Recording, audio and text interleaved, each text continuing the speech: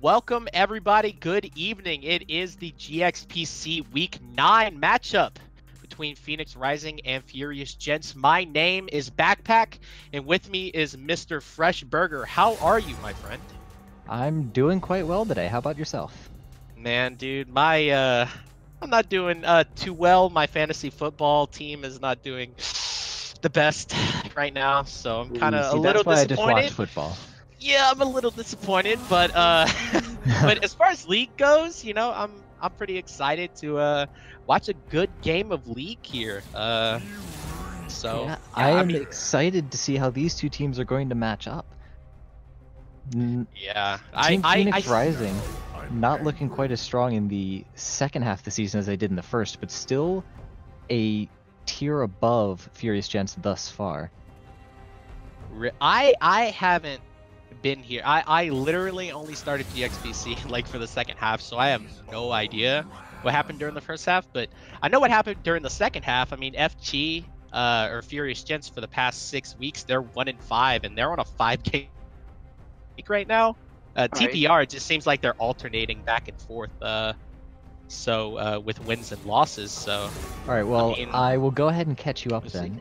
In the first half, Furious Gents picked up a win in their last game, which was also their first win. Okay. So they started on an 8-game loss streak. Yikes. But they got 2 wins back to back, so they do have the ability to pull out wins. We just have to see if they can do it here today and try to ruin TPR's chance of finishing in 4th in the regular season. They're currently tied with NFG at 9-6. This is a pretty interesting first pick. I mean, like, I know Canadian Champ does play a good amount of Amumu, but to see it first picked is kind of awkward. I mean, like I said, I haven't been in the league very much. Do they do this very often?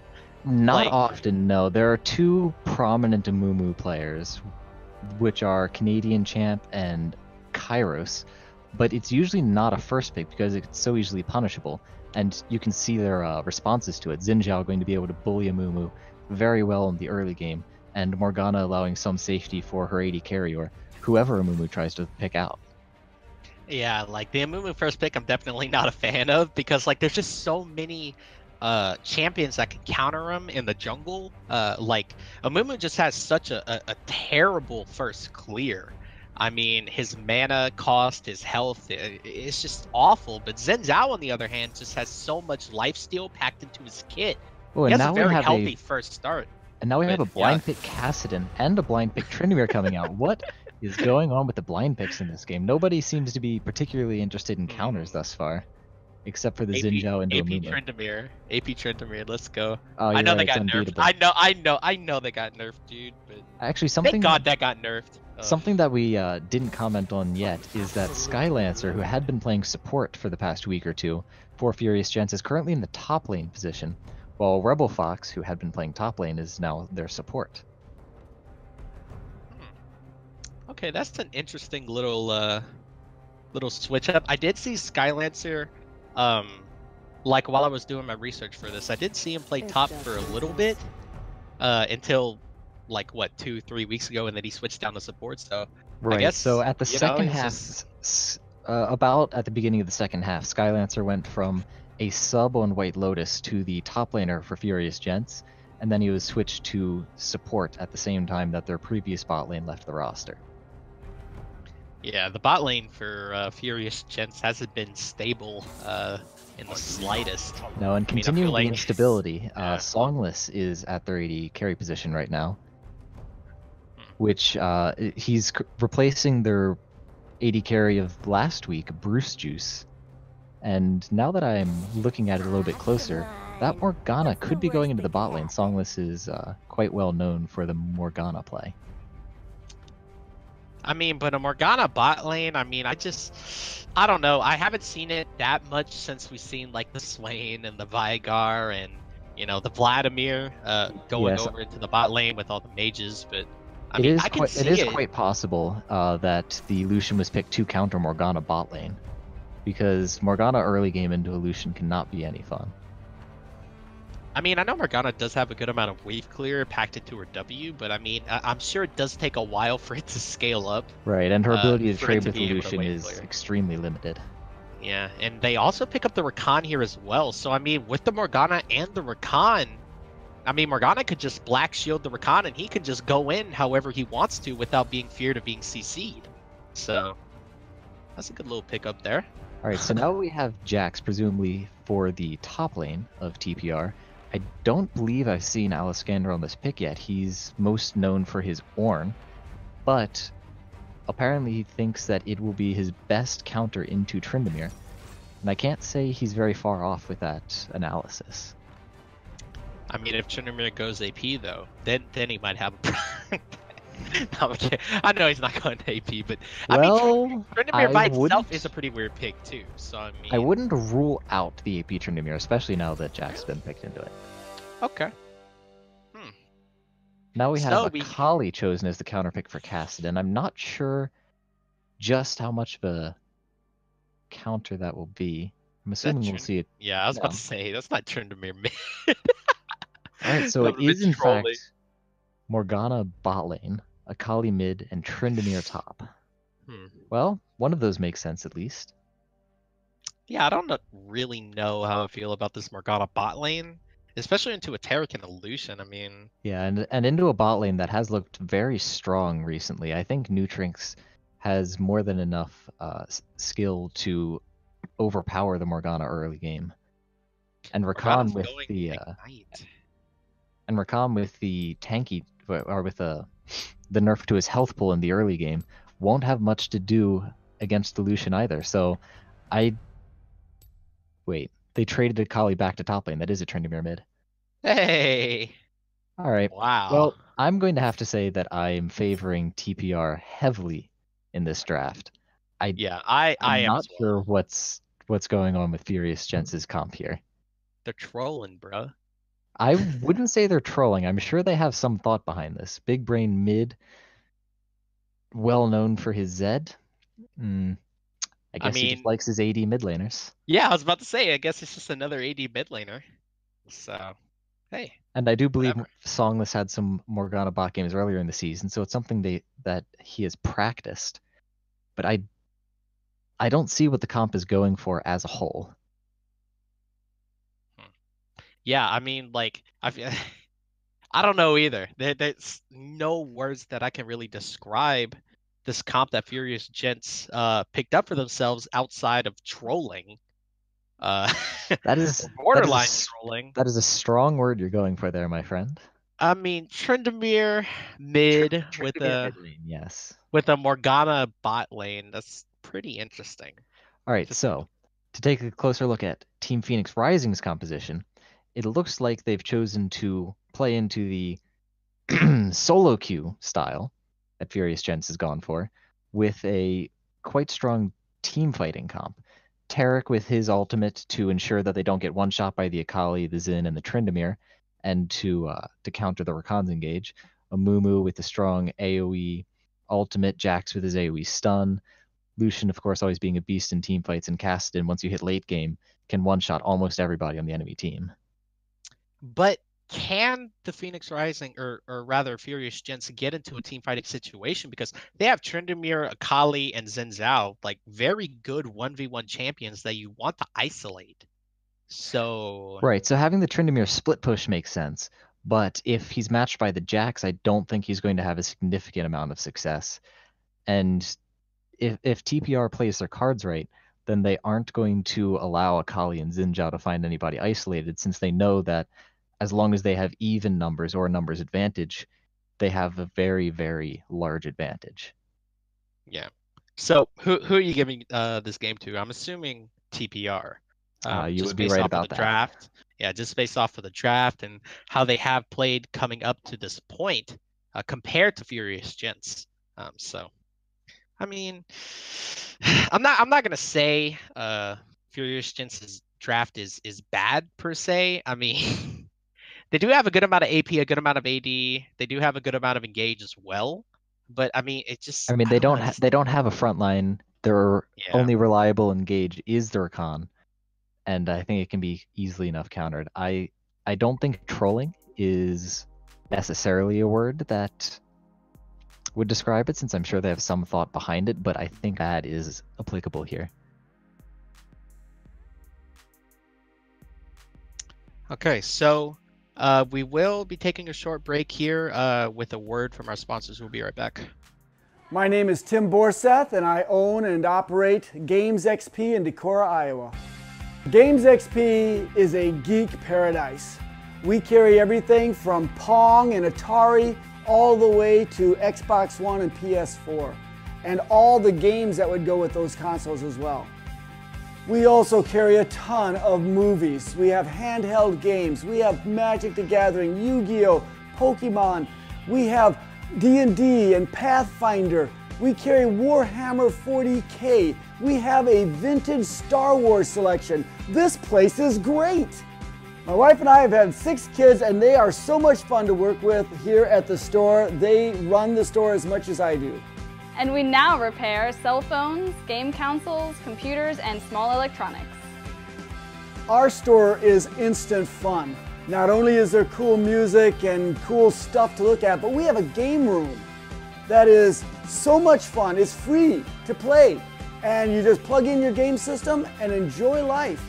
The GXPC motto is bringing joy to people's lives through our products, people, and a place to play. So you have got to come to Decorah, Iowa, and check out GXPC and experience this geek gaming paradise.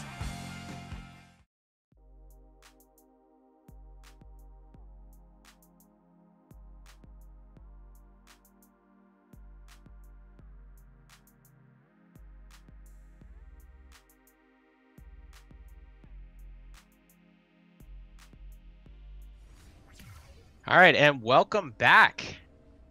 We are back with TPR versus Furious Gentz. I mean, we were talking about this Furious Gentz, and we were just like, we don't really know what to really say about this comp because it's just so all over the place. Right. So. Given their, let's go with unusual draft. I was expecting a pretty spicy level 1. And it looks like they were going for a 3-man invade and a 2-point on the bot side. Looks like they're just going to have to get some vision and back out here since they were spotted out very early. Yeah, just gonna get that vision down there. Just, oh wait, Canadian Champ actually started the sweeper. That's interesting. And then they double warded the bush. Well, he did get the ward deeper in their jungle. All they have left is the one near mid lane, which shouldn't tell them anything about the jungler's path unless he takes Scuttle Crab early and happens to walk near that bush. Yeah, let's see how this early game is going to go. I've seen Amumu sometimes start Raptors with the E, but I mean, I like the red start too. Right. I honestly it's a possibility for him, Amumu, but I think he really needs the leash to get through his early clear since he's lacking in damage until he has at least his W and his E. Yeah. All right, so we're seeing a red start from both junglers, which makes sense, I suppose, since Amumu needs the leash and Zinjal wants to start with his red buff. Yeah, and also we were talking about the AP Tryndamere. I don't think it's going to be AP Tryndamere. You got a longsword in that inventory, along with a big chunk of damage too. So maybe this electrocute Tryndamere, maybe he's onto something. Those Korean strats. I mean, we did see Caps pull out Predator Pike mid.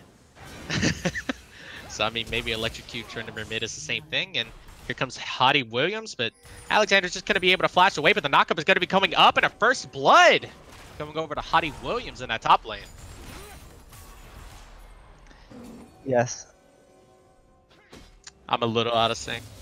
All right. Yes, I was just waiting for you to. Okay, yeah, I am a little bit behind. Man. All right, so I'll wait for you to catch up. Yeah. I think I'm good now. I'm at 240. So maybe this will be, is that it? We're good? All right, cool. My bad. All right. All right, So it looks like the blue did reset, though, so that's pretty bad for TPR, but here comes Big Brain Mid, going to be able to slice his way into Canadian Champ. He's going to be taking down Alexander, getting a 3-man stun. 3-man Counter-Strike, getting able to just disengage for a little bit, but the blue is going to be going over to Hottie Williams, so Amumu a little bit behind on the jungle clear now. Yes, Amumu a little bit behind, Xin Zhao picking up the early kill, as well as Tryndamere getting one in the topside jungle. A rather explosive start here from the Furious Gentz comp. Of course, we could have expected something cheesy, but we couldn't have guessed that it would go quite so well. Yeah, I mean, this is what happens when you first pick Amumu. I mean, you're really backing yourself up into a corner. I mean, now this Amumu is definitely going to be behind. He doesn't have his red, doesn't have his blue. He's going to have a tough time in this early stages of the game. I mean, Amumu just has such bad mana. So yes, for his next couple clears, he's just going to be trying to get himself back close enough to the Xin Zhao that he can make plays without knowing that Xin Zhao showing up is not a automatic loss. Wow, that was an insanely good W from the Lucian. Wow, I was surprised that actually killed him. Right, Goodness. So the bot lane going more or less as we would have expected before the game started. Lucian picking up an early kill on the Rakan, who does have that decreased early game health. Perhaps Nutrinx will be capable of making up for the early game prowess of his topside. Well, from Furious Gentz' topside of the map, that is. Man, I'm looking at this top lane of Alexander and Skylancer, and like, Akali into Jax is actually pretty good. You could just E out, E back in, get the auto, get the Q. Like, man, that's actually a pretty good little combo that I never really thought about. So, hey, right. Look at that. And I don't believe that Jax is one of Alexander's more comfortable champions. I don't think he's pulled it out yet, and as far as I know, he was a mid lane main. Playing mid earlier in this season of GXPC. So I'm not sure just how much practice he has on this pick. I did see him pull out, like, I think a game or two, or Jax, like a week or two ago, I believe. But I'm not entirely sure what the result of that was, but he did play it. He did play it. Alright, well, he most likely chose it here because he thought it was going to be a pretty free win over the Tryndamere, but ended up not facing the Tryndamere in the top lane, unfortunately for him. 3 longswords, too, in the inventory of Tryndamere. Wow. So, we are about 6 minutes into this game. I mean, the Amumu actually not that far behind as what I initially thought. He's actually ahead of CS in front of the Xin Zhao, which is beyond me. I have no idea how that happened. Yeah, Xin Zhao's been spending too much time traversing the map while Amumu hunkered down and started power farming once he had that early death and lost his buffs. Ooh, Alexander might be in a little bit of trouble. College is going to be E'ing out. She's going to go back in, but she's not in the shrouds. She's going to be going down, but it's an execution. So Skylancer definitely winning that trade there. Yeah, more of that dancing around the outside of Jax's Counter-Strike that you were mentioning earlier. Just avoiding the stun, waiting for it to end, and then E'ing back in to pick up the kill, and not even taking a single hit from the Jax. Unfortunately, not able to use his ultimate to get out, but still, an execute is not a very bad trade for a kill. Oh, definitely not. And I mean, this has to be the start that Furious Gentz wanted. I mean, they are up 2 kills now at 7 minutes in, but I mean, TPR does have a kind of a late game scaling comp with the Jax and the Kassadin, but I mean, if Akali gets fed, it's going to be hard to slow her down. Yeah, really, the Team Phoenix Rising having scaling in every position except the Lucian, which isn't even especially important since they don't have... Oh, look, it's more dancing around the Counter-Strike. Skylancer getting another kill on Alexander with the help from Hottie Williams, and man, he's really not having a good game this game. Oh, man. Yeah, Alexander just not able to deal with the stickiness of the Xin Zhao and the Akali, both having a dash to put themselves on top of him, and able to just wait out his Counter-Strike before they go in. Extremely difficult situation to be in. Man, you really got to feel for this guy right now. Like, oh, man. We've all been there. Yeah, We've even all having been trouble there. to figuring out what it is that he wants to build. He has a boot, a single dagger, and a null magic mantle in his inventory. Not really sure what it is that he should be doing here. Is he trying to go for Merc Treads first?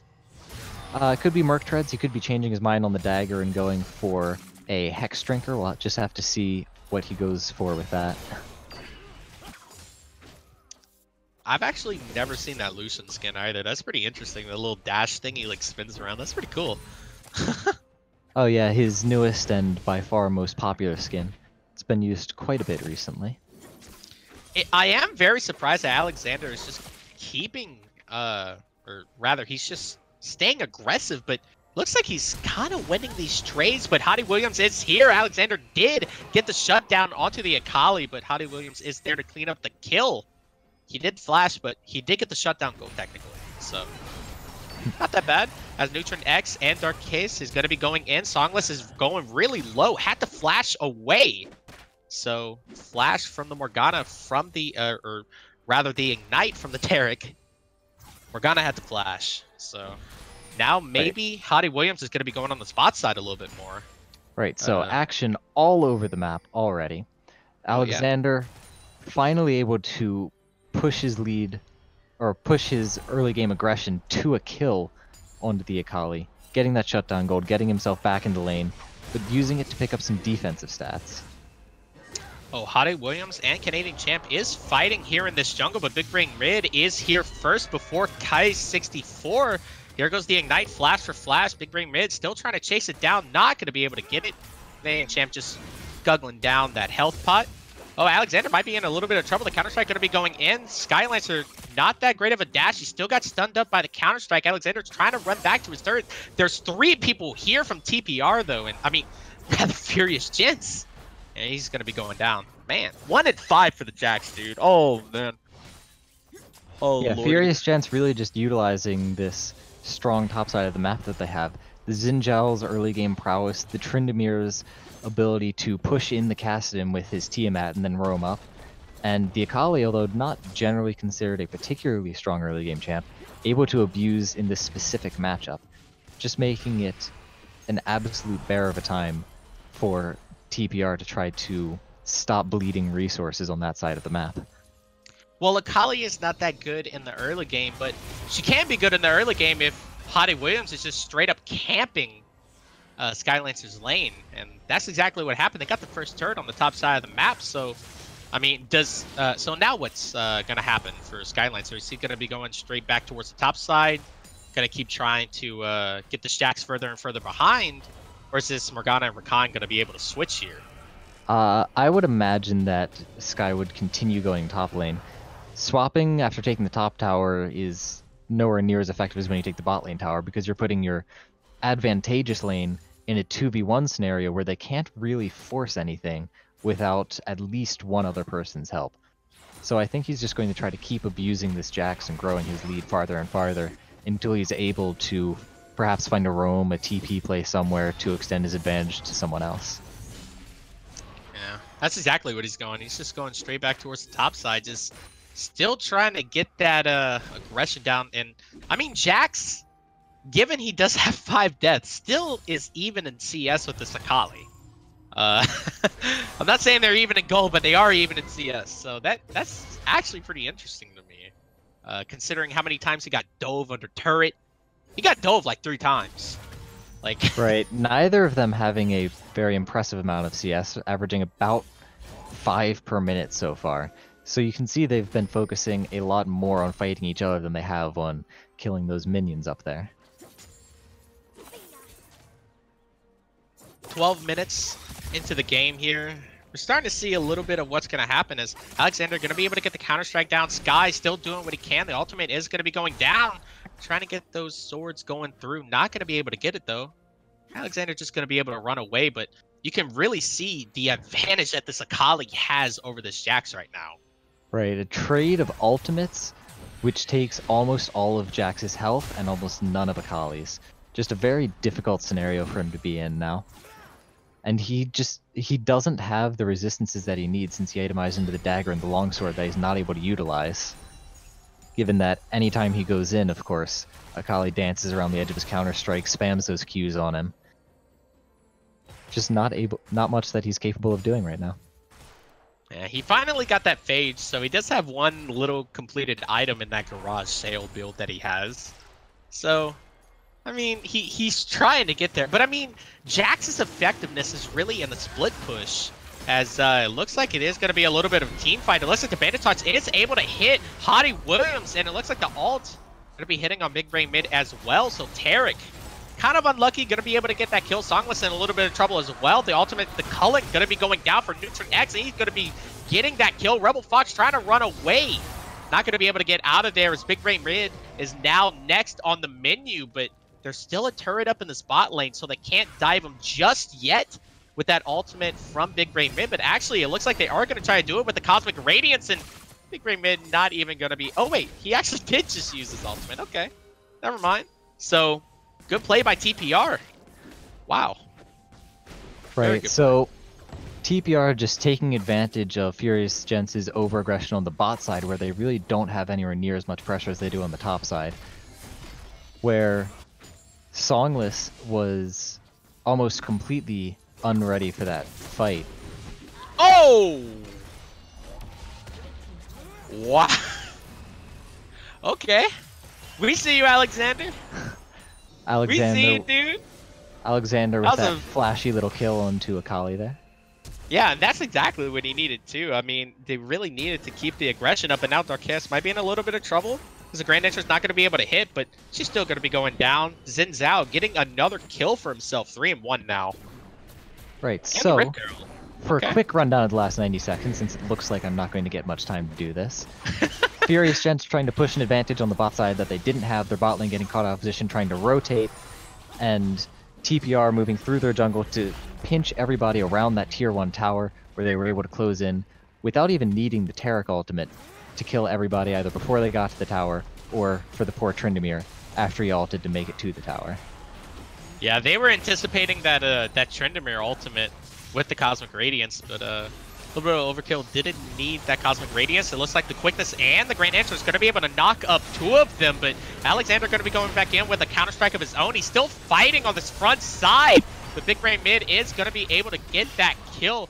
Darkest in a little bit of trouble with that stun. TP just going to be canceled out from Sky. A good trade from Furious Gentz, getting two mid turrets and a kill on Alexander. Whew. Yeah, whew. I know. It just felt like that entire 3 minutes was just continuous. The right, Ocean Drake to the bot tower to the Rift Herald to mid. Oh yeah. So after being routed at the Dragon, they took advantage of Darkest overstaying in the bot lane and the slow rotations from Team Phoenix Rising, moving mid lane, dropping the Herald, and grouping on it before there was any response, moving all the way up to the inhib tower. I want to say surprisingly clean macro play in a game that is, I don't know how else to put it, quite chaotic. A fiesta so far. Yeah, yeah, Fiesta would be pretty good as well, but this Tarek has 3 of the 7 kills. I can't help but imagine if, somebody else had those kills. I mean, Lucian is 2-0, granted, but I mean, what if he was 4-0, 5-0? It would be so much better, but hey, Tarek will take all the kills that he wants, I guess. Well, just remember, the more cooldown reduction Tarek has, the more he can spam those heals on Lucian. So forget you're that. Right. You're right. You got me there. And I think Lucian outdamages the Morgana by quite enough right now for it to not be fully necessary that those other 2 assists he has be turned into kills. Wait, do you go to Ludens first on Morgana? I didn't know that. I think you went Roa. In the mid lane, I believe granted, it's been a long time. But Alexander and Big Brain mid going to be going at it here, and Alexander's going to be going down, but in the top lane, the Bandit Toss not going to be able to hit, but it looks like the stun is going to be able to hit. Canadian Champ going to be able to get onto Songless, and Rebel Fox is trying to run away with the Grand Entrance, but it looks like that Dazzle able to get the kill. Darkest, another kill, 4-1 for her. Whew. And then another breath. Another breath. Can't forget about that. Looks like you're being kept quite busy here. Oh man. that matchup that we believe Jax wanted from the beginning, not going in his favor since he is quite far behind right now. The Tryndamere able to take him down right around the edge of his tower range. Counter-Strike not going back up quickly enough. And on the top side, that skirmishing group that they have, the Taric, the Amumu, the Lucian, just able to overpower the resistance that Furious Gentz was able to muster for that one. And now the reward, top lane tower. They're still down by 2, but they're only down 500 gold, which is a very good sign for this squad right now. Let me ask you a question. Would you rather the Akali be ahead of this Jax, how far she is, or would you rather the Lucian be so far ahead of this Morgana? Because, like, that seems like the carry style right now. I mean, Akali, Tryndamere doing pretty well, but this Lucian is so far ahead of this Morgana. Personally, I mean, I would prefer to have 2K up. Personally, So, I would prefer to have the Lucian that fed right now, since while Akali is able to one-shot somebody, maybe take out 2 members in a skirmish or a team fight, the Lucian can carry an entire team. Alexander getting caught out once again. 3 members here. He's trying to run away with that ward and the jump. Not going to be able to get away. Hottie Williams, another kill, 2 and 8 on this Jax. Definitely not the way he wanted it so far. Right, however, the thing to think about is, while Akali is very far ahead of the Jax right now, there will come a point in the game where Jax is able to split push through almost, if not any, individual champion on the enemy team. So he will still be able to do his job later. The Lucian is the one that needs the kills now to be able to do it.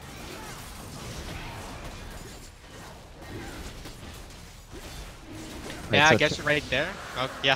Turning Sorry, the- I had to... Go on. It's alright. So turning the numbers advantage there into an Infernal Drake, that will be extremely impactful given their team comp, with 4 of them itemizing into heavy damage builds. That will be a perhaps a counterpoint to the strength of the Lucian on the enemy team, giving them an advantage in fights that they so desperately need. Hottie Williams going really aggressive here, but Rebel Fox is here. The quickness and the Grand Entrance able to get him locked up. Big Brain mid getting himself another kill. Man, I told you this Tryndamere Electrocute mid is the new thing, and they're going straight for Baron here. Yeah, it doesn't look like Team Phoenix Rising has any idea that this is happening. Perhaps they just think that Furious Gentz have taken a reset here. But they most certainly have the damage to take this down. Yeah, not only that, but they also have the life still to do it with Big Brain mid, Hottie Williams, and the Gleaming Quill coming from Rebel Fox. That's a pre-Baron going over to the side of Furious Gentz. By the time they finally got eyes on it when Kaze moved over and used his Farsight, the Baron was already extremely low. It was far too late for their own jungler to respond, even if he wasn't dead, and also too late for them to bring enough people to disrupt it. So just having to give that one up, quite unfortunate. We'll have to see what they're able to get with it. I think that the Tryndamere is going to be nigh on unanswerable in a side lane, so having a Baron on him is going to be very, very impactful right now. Yeah, I mean, he's going to be pushing those lanes so fast. I mean, especially with that Tiamat that he got built in. Wait, is he going Infinity Edge? He has a BF sword and a pickaxe. Looks like he is. That what that is? Wow. Yeah, look, there it is. So once he gets his Insane. passive stacked up, we'll be very close to 100% crit strike. I believe it'll be 85. Wait, no, 95 as the final number. That's crazy. So he'll have true damage on nearly every auto attack, in addition to the true damage that it grants and the massive amount of AD that'll have. Man, I gotta remind myself, when I see a Caston in my next rank game, I'm just gonna lock in Tryndamere, dude. That seems to be the counter here. I don't think it's the Tryndamere alone. I mean, as you can see, the Caston himself doesn't have any deaths. It's the top side of Furious Gentz working very well together in the early game to find and press an advantage together. You saw those 3-man roams that they had into the enemy jungle. Yeah, and now you're seeing the split push come to fruition here. I mean, Big Brain mid on that Tryndamere and Akali going down there as well, but he's trying to get this tower. The Undying Rage is going to be able to get it. He's trying to go for neutral next, but I think it's a little bit more than he bargained for. Actually, no, he actually got him on that lucky crit. Able to get that shutdown gold onto the Lucian. So, Well, I don't see know how if making a much 95% chance is really lucky. Yeah, I mean, let's see what else more they can get here. I mean, a little too aggressive coming from the side of Furious Gentz. They tried to dive that, but a beautiful disengage from Canadian Champ, and Alexander might be in a little bit of trouble. The dash, there it is, and I mean, Furious Gentz definitely went just way too over-aggressive there. Well, I don't think it was necessarily over-aggressive in the mid lane or even the top lane, because all they really wanted to do was take down the remainder of that inner ring of towers. So overstaying mid lane, as it looked like, was buying time for Skylancer on the Akali to push through the Jax, take the tower, and take the kill in the bot lane, while the Tryndamere knew his own damage output better than the enemy team, managing to take down that Lucian in, what was it, 2-3 auto attacks perhaps? Yeah, I think it was like 3 autos. In the last couple seconds of his ultimate after he finished taking down that tower. So I want to say that it looks like a very calculated risk from Furious Gentz. Not sure if that was exactly what their intention was going in, but the result is about as good as they could have hoped for. Yeah, I mean, they still do have the Baron on song list for a little bit more, so they are going to be able to get this mid lane inhibitor tower. So, yeah, okay. Not too bad, not too shabby for a Baron buff. Got an inner, got an inhib tower. So got 2 inners in fact, and got the got 2 tower. inners, yeah.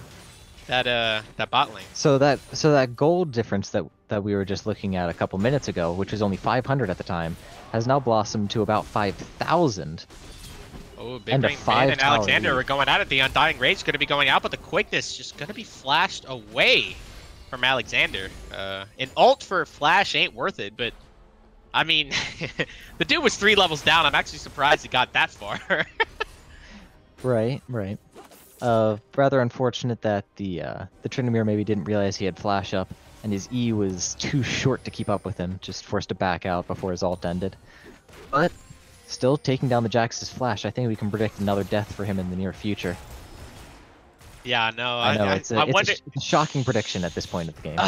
Yeah, getting him to that 10 deaths, man, I gotta feel bad. Like, 10 deaths in a league game just feels awful.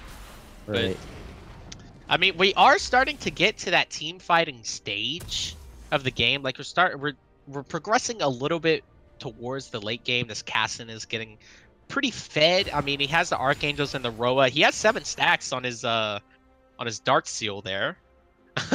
Right, so Cassin has done a lot of the stacking that he wants to do, finishing his tier, getting his Dark Seal to give him a little bit more AP, his Roa over halfway complete. So that Cassin is going to start being quite a threat, especially in a couple more levels. The question is whether or not the Terracult is going to be enough to save them from the dive of the Tryndamere and the Akali and the Xin Zhao. If they all time their engages together and the Terracult is ready and waiting for them, then a fight could go in Phoenix Rising's favor. But a lot of things need to line up for it to happen right now.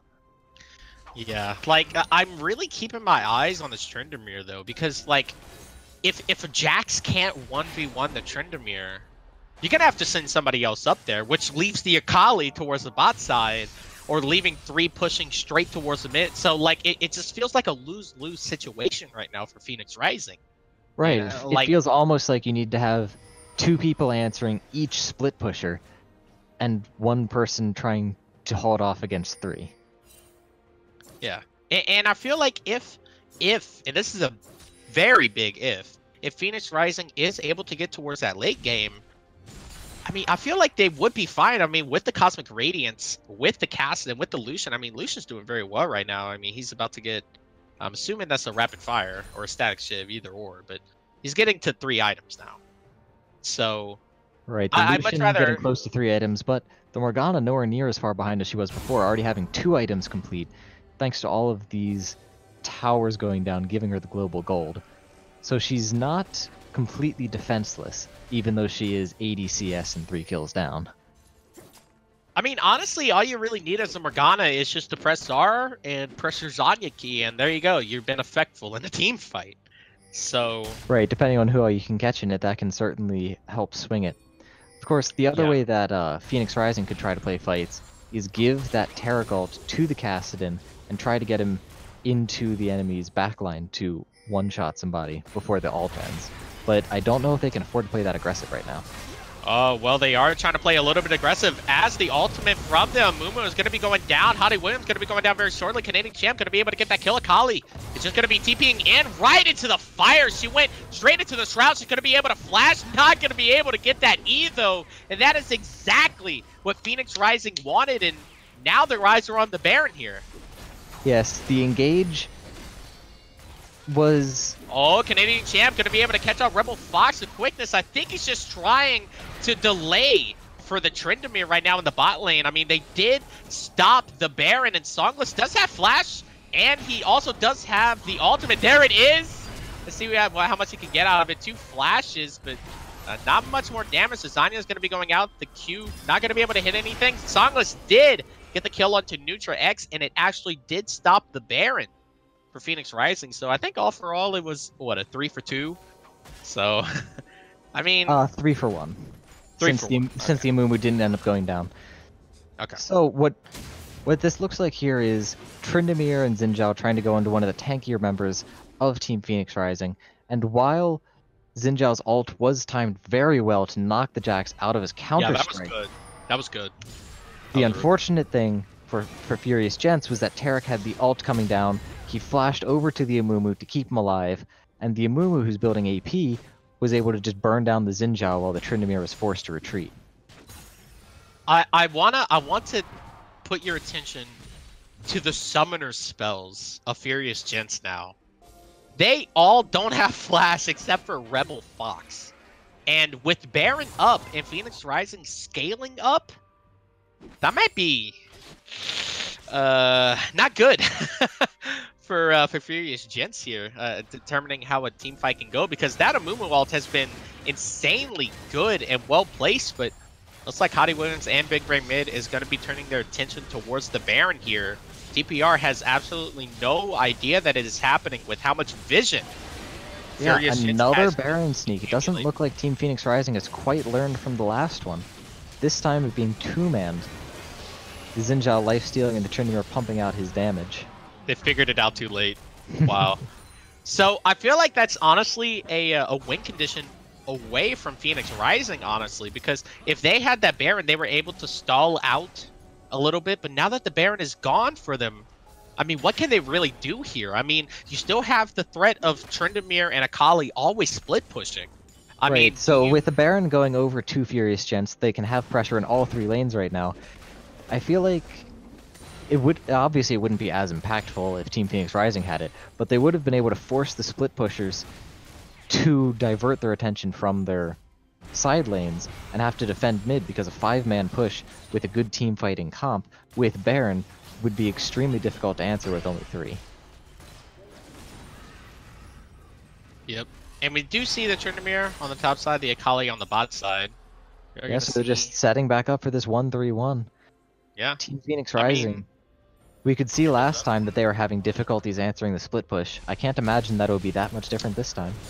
Ooh, Big Brain Mid going into Canadian Champ, but it looks like the Aftershock actually saved Canadian Champ. He's trying to run away here. The Undying Ray is going to be able to save him for a little bit, but not too long, as Alexander able to get himself that kill. They are onto this mid inhibitor, but without the threat of Tryndamere split pushing, Furious Gentz can't really do anything else.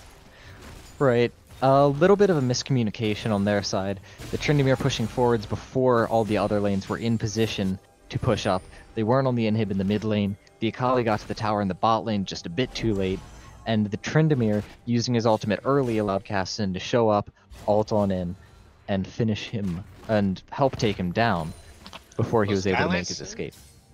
Yeah. Oh, well, Skylancer made an escape. But Infernal Drake is up right now for Furious Gentz, if they so please, and it looks like Hottie Williams is going to be going over there. So that is going to be 2 Infernals to a very, very damage-oriented comp of Furious Gentz. So that's definitely going to help out their cause to win this game. I mean, right. Their split push just getting harder and harder to answer. The one thing I have to question at this point in the game is Hottie Williams' build, because he has gone for absolutely no tank stats whatsoever, except for the small amount of HP included in the Trinity Force, a Ginsu's Rage Blade and a Blood Razor. Oh, a beautiful counter strike coming over from Alexander, and Hottie Williams going to be going down, but man, Akali gonna be going down as well. And Yeah, you have to wonder what their plan was there with the rest of their team resetting, pushing forward as 2. I think they were like, okay, our Baron is about to just go away. We need to try to do something with this Baron, and you tried to force it, and that's exactly what TPR wanted. And now Furious Gentz is on the back foot here. Yeah, Team Phoenix Rising finally able to get some significant damage on the enemy's tier 1 mid lane tower after their inhib has been exposed. I mean, Furious Gentz has had a very dominating strategy so far in the game, but just getting over aggressive a few times in a row might allow Team Phoenix Rising to get back in this one. Oh, Tryndamere is on that mid inhibitor though. Whack, whack, whack, whack. Alexander trying to do something. He's not going to be able to, though. He did get the Counter-Strike stun, but now Alexander doesn't have the Counter-Strike to try to fight Big Brain mid, so now he's just going to be able to go out, but Big Brain is now in a little bit of trouble. Yeah, starting to look like a suicide mission for Big Brain mid, but taking that inhib down will grant them a lot of extra pressure in the mid lane, perhaps helping them set up another split push scenario. I mean, look at that top side. The Undying Rage. Oh. Okay, he didn't use it. Feels bad, man. He got stunned. You can use Tryndamere's ultimate through CC, but perhaps he wasn't anticipating just how much damage was going to come down. Interesting. Well, he did get the inhib. Right, he got the Granted, inhib, he wasted a lot of time. Unfortunately, he wasn't able to distract them for quite long enough for his team to take anything else, but still a successful mission. Yeah, and maybe that is exactly what Furious Gentz needs to get this game keep moving forward, because I feel like we've been at a standstill for the past 10 minutes here. Furious Gentz is trying to go over aggressive, and it's not working whatsoever. Right, so Furious Gentz, after having a strong early game, is now facing a rather common difficulty that you see in this league, which is once a team gets ahead, some of their members will get a little bit over aggressive, they'll get themselves picked off, they'll lose some tempo, and they'll even start getting outscaled. Which is very possible in this game, with the Jax going from 2-9 to now 5-9, That's exactly getting himself what some I wanted items. Yep. Like now, this Tryndamere is in a little bit, and the Akali as well. Now that this Jax has 5 kills accredited to him, now he might be able to start fighting the Tryndamere and the Akali 1v1. So, well, I don't think he's going to be winning those matchups just yet, but as you could see, after Tryndamere took the inhib, he wasn't killing Jax in 3 or 4 auto attacks like he was before. Jax was able to hold his own and just backed off because his team was coming in. He didn't want to risk another unnecessary death. I want to point out, very good building from Alexander. You got a Randuin's Omen to stop the Tryndamere crits from coming in. Right, Alexander realizing that he didn't have much of a future in trying to 1v1. Oh, Canadian champ, flash, bandage toss, only going to be able to get Hottie Williams, but that's exactly what they want. But actually, Hottie Williams is going to be able to get out of there. That's a Kali. Going to be going down. Hottie Williams was able to go away, but now Skylancer went down. And Big Brain Mid trying to do what he can. The Undying Rage actually went out. So, look, see, like the Jax, that's all you need from the Jax right there. Yeah, just Alexander, hold your own. Alexander probably not able to 1v1 the Tryndamere straight up, but taunting him around, baiting out the ultimate when he wasn't trying to all in anyway. A very well played fight there from Alexander. I mean, it was a very good fight from TPR. I mean, a very good flash bandage toss to get on to Hottie Williams. He did escape, but right, Hottie Williams escaped, but right, so Hottie Williams had the ultimate and the flash out, which put him out of range of most of TPR, but what really got him away was the Akali going into the backline and stopping the rest of TPR from chasing him down. Canadian champ not able to finish the job off himself. So, in that situation, one or the other was going to die. Kaz went in. He just rift walked right in, but he was able to Zanya's. Now he's on the aggress. He really wants this. He went on to Hottie Williams, but now Songless is just able to Zanya out of there. He's trying to run away. Songless not going to be able to get out, and here comes the Cosmic Radiance. Rebel Fox now in a lot of trouble as well, and Morgana and the Rakan are now dead for the next 50 seconds, and TPR has their eyes straight set on Baron. Yeah, you can see this late game team fighting starting to come in. Furious Gentz let the game stall out too long, so now with a Taric ult, Cassian just, with that rank 3 ulti, rift walking repeatedly towards Songless until he finally went down. So it looks like it is going to be a trade of inhibitor turret for Baron. So, I mean, that's exactly what you want if you're TPR. And now Skylancer might be in a little bit of trouble trying to run away. Able to get that dash out. Now the culling going to be coming out. Not the most accurate culling, but he is going to be able to flash. Kaz able to get that kill on the Cassian. Now 5-0. He's definitely in that late game groove now. Yeah, this has been, I think, the standard of his Cassian performances that I have seen so far. A very safe, conservative early game, and then as soon as he gets his rank 2 or his rank 3 ulti, depending on the state of the game, a few items finished, just starts going ham. Almost completely unstoppable. As you could see, they Furious Gentz threw everything that they had at him, but he was able to just Zanya's, he was able to keep going forward. Oh, the bandage toss going to be going in for Canadian Champ, and the Black 2 was just way too late. Hottie Williams and Morgana going to be going down, and the quickness and the grand entrance got all 4 of them, but there was no damage to be found. TPR sweeping the floor now with Furious Gentz here. Late game has arrived, baby. Late game has arrived in force, and now Phoenix Rising with the superior team fighting comp with a gold lead despite being down 6 towers, and with double super buffs, as I believe they're called, and if not, I'm going to call them anyway, ready for their push down mid lane with their inhib backup, their minions coming in to support them. I'm not sure what exactly it is that Furious Gentz is going to be doing to stop this. The Tryndamere and the split push isn't going to create that much pressure, I don't think. Not yeah, he actually can't even do anything against Alexander now. The GA is going to be popped, but the Phoenix Rising is just pushing in this mid lane right now as Alexander's just kind of playing with his food. But actually, Big Brain Mid is able to get that kill. Everybody is back up for Furious Gentz, so that means TPR does have to back out. That's a pretty good Baron. Yeah, Alexander strangely going back in before he had his Counter-Strike back up. Tryndamere able to take him down with just a few autos. And now the rest of his team is going back to stop him from taking an inhib, even though they might have had a shot at pushing onto the Nexus towers. I don't know. I mean, you really... Here's... If they didn't have 2 open inhibs, I would have said that they probably could have fought for 1 Nexus turret, because... Like, they were all up. All of Furious Gentz was up, so they didn't want to take the risk. So... Right, I definitely get it. Tryndamere doesn't have teleport, he doesn't have Baron, and you can see that he's going for the inhibs instead, so he's not going to get back very quickly. And you have the superior team fighting comp. You have a Mumu and Cassian who can get on the enemy team very easily. Taric with the ultimate to keep them alive under towers. I think they could have gone for it. Anyway, that's not the option that they chose. They ended up trading inhibitors, and they currently still have the Baron and Elder buff, so they can rally themselves for another push. I gotta say, the first pick of Amumu, I wasn't critical of the Amumu pick. I was critical of the first pick Amumu pick. But Right, now that late game has arrived, I mean, he's so much more useful than Hottie Williams on the Zen Zhao. I mean, the Zen Zhao was so good at the beginning of the game. I think he went up to like 4-1, 3-1, something like that. But now he's down all the way to 4-6, and Canadian Champ, who had his red and blue taken away. His first red and blue taken away. Yeah, now he's ahead. Hottie Williams keeping up the pressure on Canadian Champ through the early game, but not enough to stop him from farming. And Canadian Champ itemizing into a partly tanky build.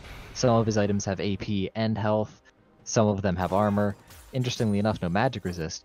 But he's using his gold more efficiently than Hottie Williams, who's itemized into full attack speed Xin Zhao. Which is an interesting decision against the team with a Counter-Strike, with an Amumu, and with a Taric. Yeah, I feel like that is the downfall, honestly. Like, if Xin Zhao built correctly, I feel like he was going to be able to take over this game because the Tryndamere and the Akali were just so far ahead. But because he went for this weird attack speed hybrid build, he can't do anything. Yeah, it seems like Furious Gentz have just decided that they don't have anything else to lose and they're just going to go ahead and try things out. They're going to try something out as Big Brain Mid is trying to get onto this inhibitor. He does have the Undying Ray, so Alexander might be in a little bit of trouble, but actually TPR is just going to be trying to get the finish here. Canadian Champ wasn't able to get anybody on that ultimate, though. One next turret is going to be going down. The Redemption is going to be going down. Canadian Champ is there. Rebel Fox able to get a very good quickness flash, and the Bandage Toss going to be able to get onto the Morgana, and it looks like TPR is just going to be able to finish here, and that is the game. TPR coming back and winning at 43. All right, so 43 minutes with a lot of action. Although the overall storyline seems to be pretty simple. They had good counter picks in mid and top lane. They had a strong early game jungler. They got some leads.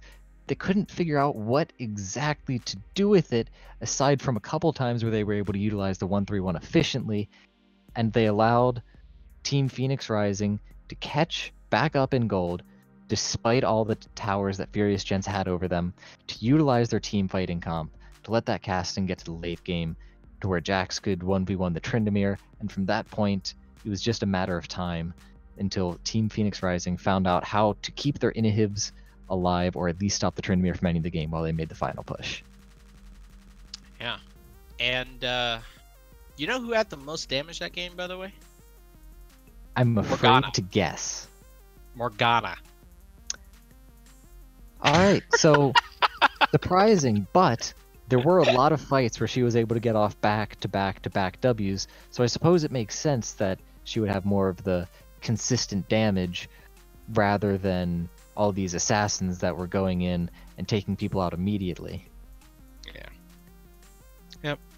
So an action-packed game here in week 9 of GXPC.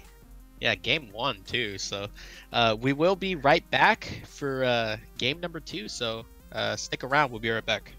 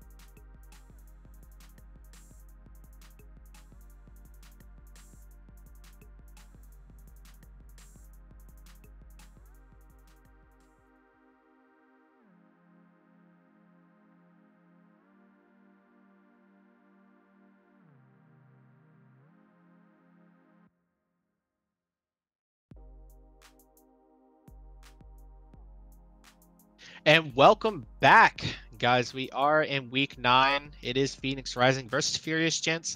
Phoenix Rising did have that game 1 win, but it was a very steep comeback from them. So how can Furious Gents, Furious Gents, their mental must be so boom right now. Like, even though it was like troll picks, they were doing very, very well up until like 25 minutes. Well, so if anything, I think that they could at least be heartened by the fact that they know they have the ability to make these advantages, and it's just a few things that they need to tweak throughout the game. And with a similar strategy, maybe not the exact same one, since Team Phoenix Rising would be expecting it now, they could still come back and pull out a win here and push us to a game 3. Oh, I honestly have confidence that I think Furious Gents can win a game here. Like, I honestly think they can win this game too, if they played their early game the way they did last game. Like, if they camp Alexander like they did last game, I think they can do it. But all right, so some things to take a look at in the draft here.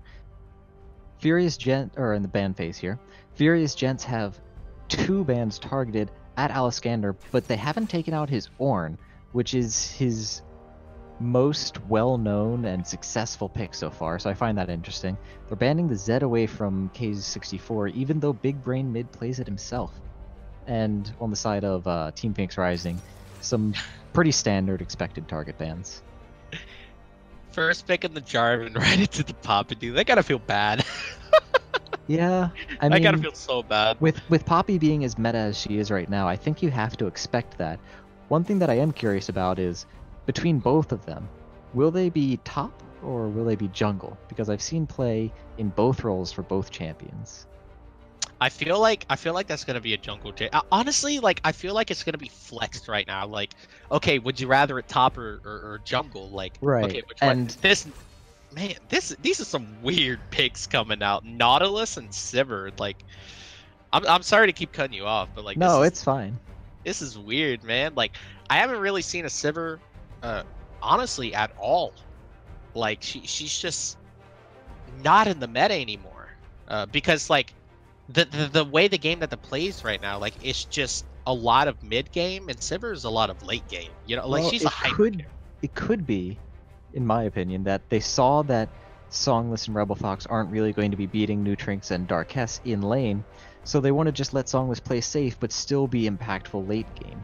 Because last time on the Morgana, playing safe in the early game, giving up a reasonable a pretty large advantage, but still having a lot of damage. Now they just want to expand on that. Looks like Kaze is going to be bringing back out that Kassadin as well, but yeah, not afraid of anything with it. Yeah, I mean, blind picking it. I mean, that could be a Karma mid too. I highly doubt it, but it can be. Well, I don't think they would. I don't think they would pick Kassadin mid based on the possibility of Karma being. Doesn't seem particularly likely to me, since Karma is more likely to be a support. There's a lot of flexing going on here, though. I mean, Poppy can go top or jungle. Nautilus can go top or support. I've seen top Nautilus a lot. Hey, don't forget honestly. about jungle Nautilus. Don't sleep on it. Yeah. I mean, jungle Nautilus is something I have not seen in a very long time, and I hope it stays that way. Nautilus jungle is just. Nautilus jungle is always a fun thing. Come on. All right, is it really? Oh, Team man. Phoenix Rising. Apparently betting on the Jarvan being jungle, or perhaps just not wanting to take the risk of Akali being picked up for Sky again, and the Jarvan being flexed to jungle. Gonna take that away. The Morg being banned from somebody?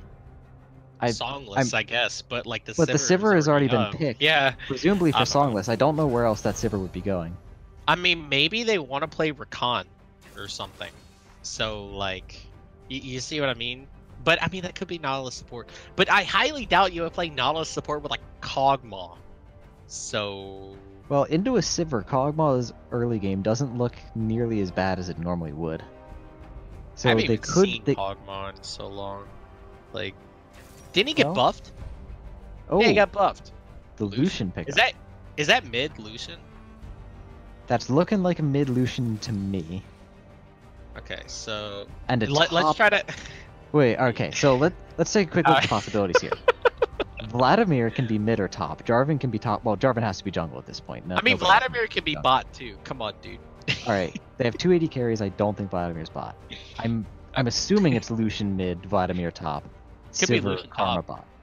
Could be That was the Lucian other thing I was top. going to say. It could be Lucian top and Vladimir mid, but at this point I think that's all they have left to flex.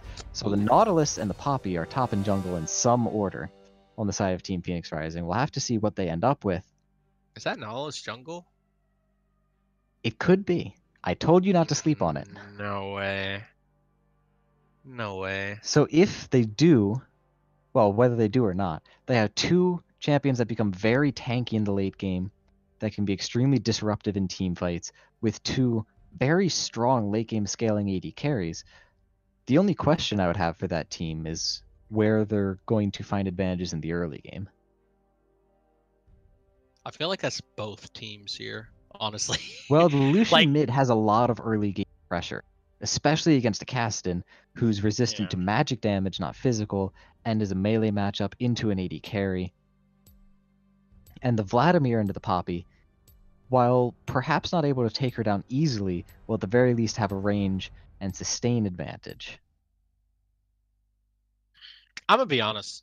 I'm gonna be real with you, Chief. I'm not liking this Kog'Maw pick. It ain't it. I'm gonna be honest with you.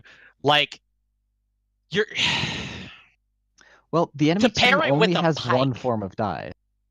yeah, that's true. I guess that's true. But I don't like it. I don't like Well, the Kog'Maw there- pick, there even are though a it few- did get buffs. There are a few things that I can look at here and say that I think Kog'Maw is a reasonable pick. First of all, Pike can by himself get rolling pretty early in the game with roams or with surprise picks or bush camps, and Pike can use his advantage to get kills with his ultimate, which shares his gold with Kog'Maw to get him ahead.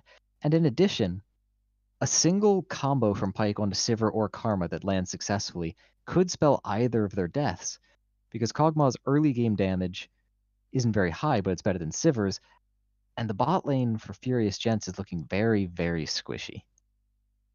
Yeah, like Pike is the mage killer.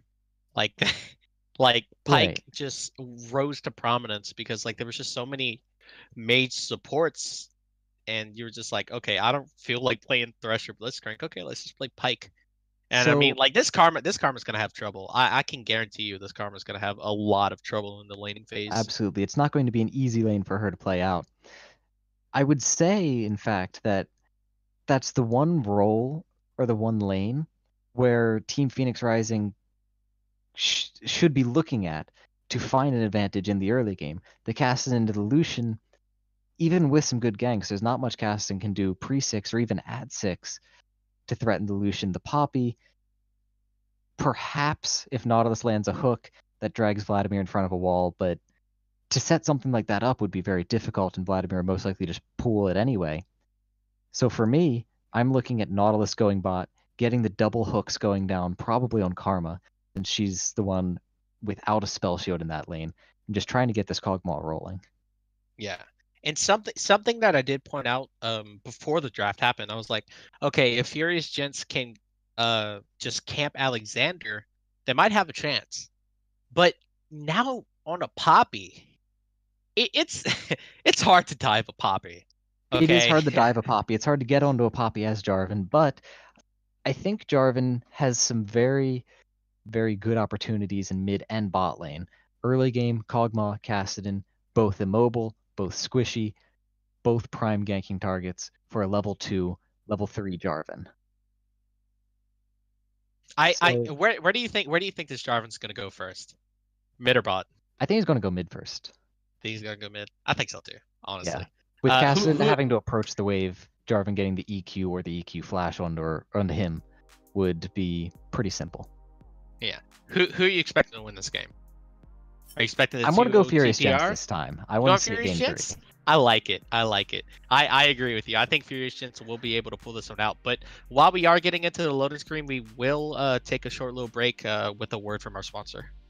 My name is Tim Borseth, and I own and operate Games XP in Decorah, Iowa. Games XP is a geek paradise. We carry everything from Pong and Atari all the way to Xbox One and PS4. and all the games that would go with those consoles as well. We also carry a ton of movies. We have handheld games. We have Magic the Gathering, Yu-Gi-Oh!, Pokemon.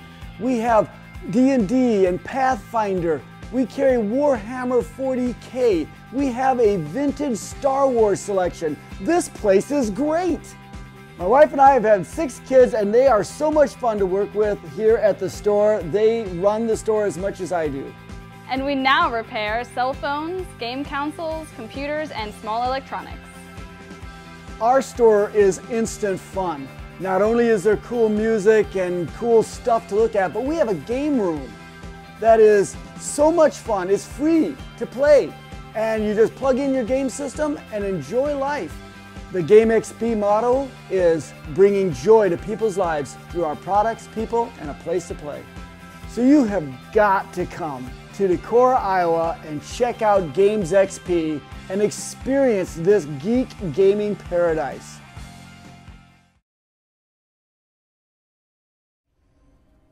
And we are back here, ladies and gentlemen, for Game 2 of TPR versus Furious Gentz. So it's been some spicy drafts, both of these games, man. I am very hyped for this game. I mean, Nautilus Jungle, Lucian mid, like yeah, Nautilus Jungle used to be one of my favorite picks. I'm excited to see how it can perform in Season 8. I don't think I've seen it since about Oh, Season the hook 6. gonna be going onto hook. Oh, wow, double hook. The Ignite gonna be going down first. Blood going over to the Kog'Maw. That's what you want. Hell yeah. This is exactly where you want your first blood to go, and Jarvan not going with that flash early enough, getting double hooked into the middle of the enemy team, that's gotta feel awful. Just realizing the situation you got yourself into there. But here's the thing. Here's that double-edged sword, though. Nautilus now has started his hook. He is gonna have a very slow first clear. Well, he's going to have a very slow first buff. Yeah, first buff rather. Yeah. I think because that like you won't have the AoE, shield, you won't have the E. So. Well, right, but I think that the AoE he'll get with his level 2 will let him clear a couple of camps fast enough to get him to level 3 where he'll have all the abilities that he wants to do his clearing. I think it'll set him behind, but not enough to ruin his jungle. And Howdy Williams not having flash here, that is an essential part of Jarvan's early ganks in many situations. I don't think that's, even without the kill, I don't think that's a very bad trade-off for the Nautilus, because... Oh. Howdy Williams going in onto Neutral X, but he did flash earlier. The Flag and Drag not going to be able to get anything. Hook not going to be able to get anything either, but Neutral X now down a flash. It was a very good early flash, though, so... Props to him. Nutrinks respect flashing before the Jarvan's Flag and Drag, even though he did then manage to sidestep it, keeping himself alive, but Jarvan getting just about everything he could have hoped for on that gank, given that both bot laners had their flashes up, when he didn't even have his own flash. Really just a... Do you usually go Conquer on Lucian? No. You would normally go press the attack. I'm not entirely sure why he didn't, to be completely honest. When there's that early bullying from the Vladimir that I had been discussing. Poppy not tanky enough at early levels to deal with it very effectively. Especially since the only way she has to go on him is to just walk up and dash through him, but the odds of it being in a position that she wants are pretty low. Oh, looks like the gank is going to be coming onto the top side. Alexander does not have that W yet, but a great E. Oh, Skylancer in a lot of trouble. He's going to be going down, but it isn't execute. So, continuing the trend of Skylancer's executes. Oh, Howdy Williams might be in a little bit of trouble. Looks like the W is going to be going down for Alexander. Got that charge against the wall. Able to get that kill on the Howdy Williams. A failed dive coming from the side of Furious Gentz. Yes, Skylancer taking that tower aggro. I didn't see what exactly it was that he threw, but perhaps not realizing that Howdy Williams was out of range just yet. And then Howdy Williams being so deep into enemy territory with Nautilus reaching that part of his clear anyway, just with no way to get out. And Poppy hitting level 3 means that he can't Flag and Drag over her. Alexander got red too now, so Skylancer using his TP might be in a little bit of trouble here. I mean, now, does he have to go back now? I don't think he has to just yet, since the wave is pushing. It was an interesting decision from Alexander to go. Oh, Pike is coming in. The Harpoon not going to be able to get that hook. The Ignite going to be going down on Big Brain Red and Kaze as well. Canadian champ flashed over the wall to make sure that W does not hit his mid laner. Marquez able to get another, or rather get one kill onto the Lucian there. So, all right, so yeah, that was a very good roam. This early game, the scoreline looking familiar, but on the opposite side this time around. That was an extremely aggressive dive to go for, knowing that Jarvan already didn't have flash, that neither of them had gone back to buy any damage items yet.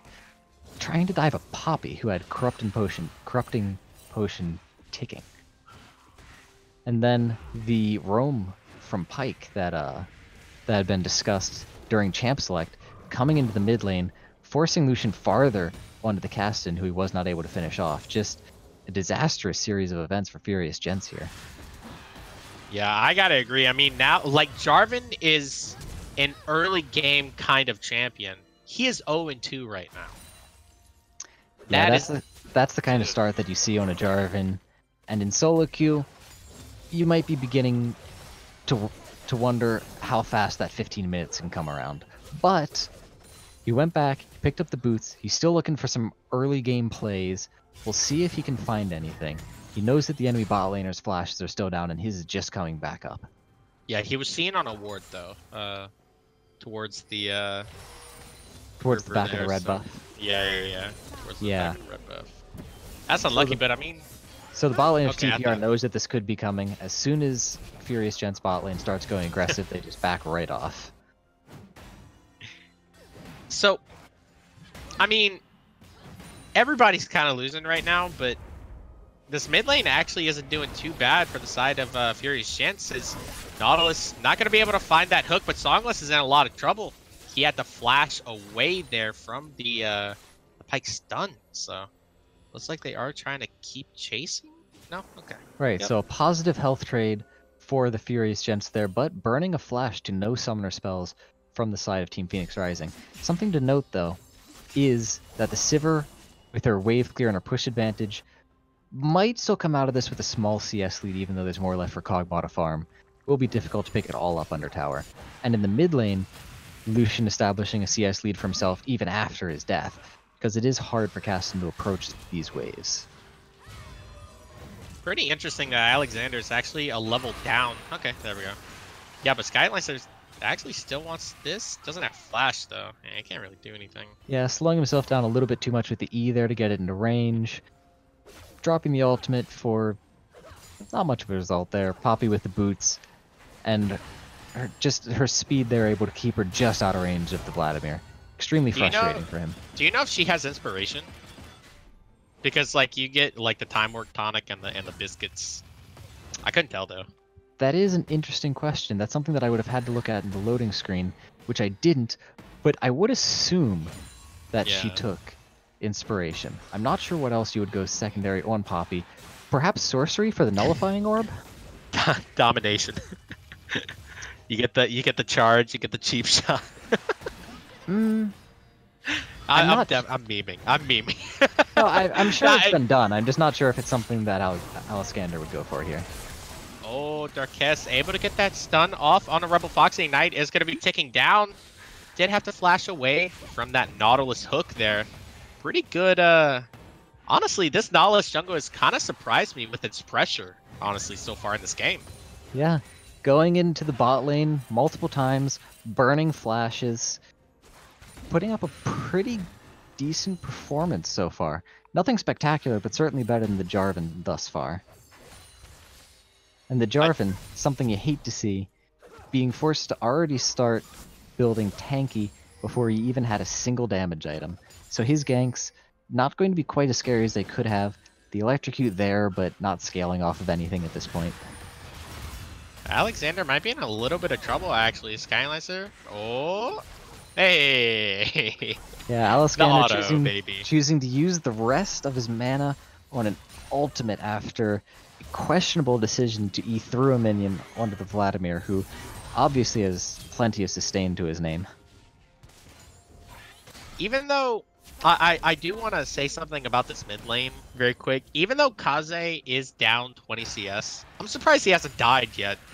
Like, this dude has been pushed under his turret like the entire game.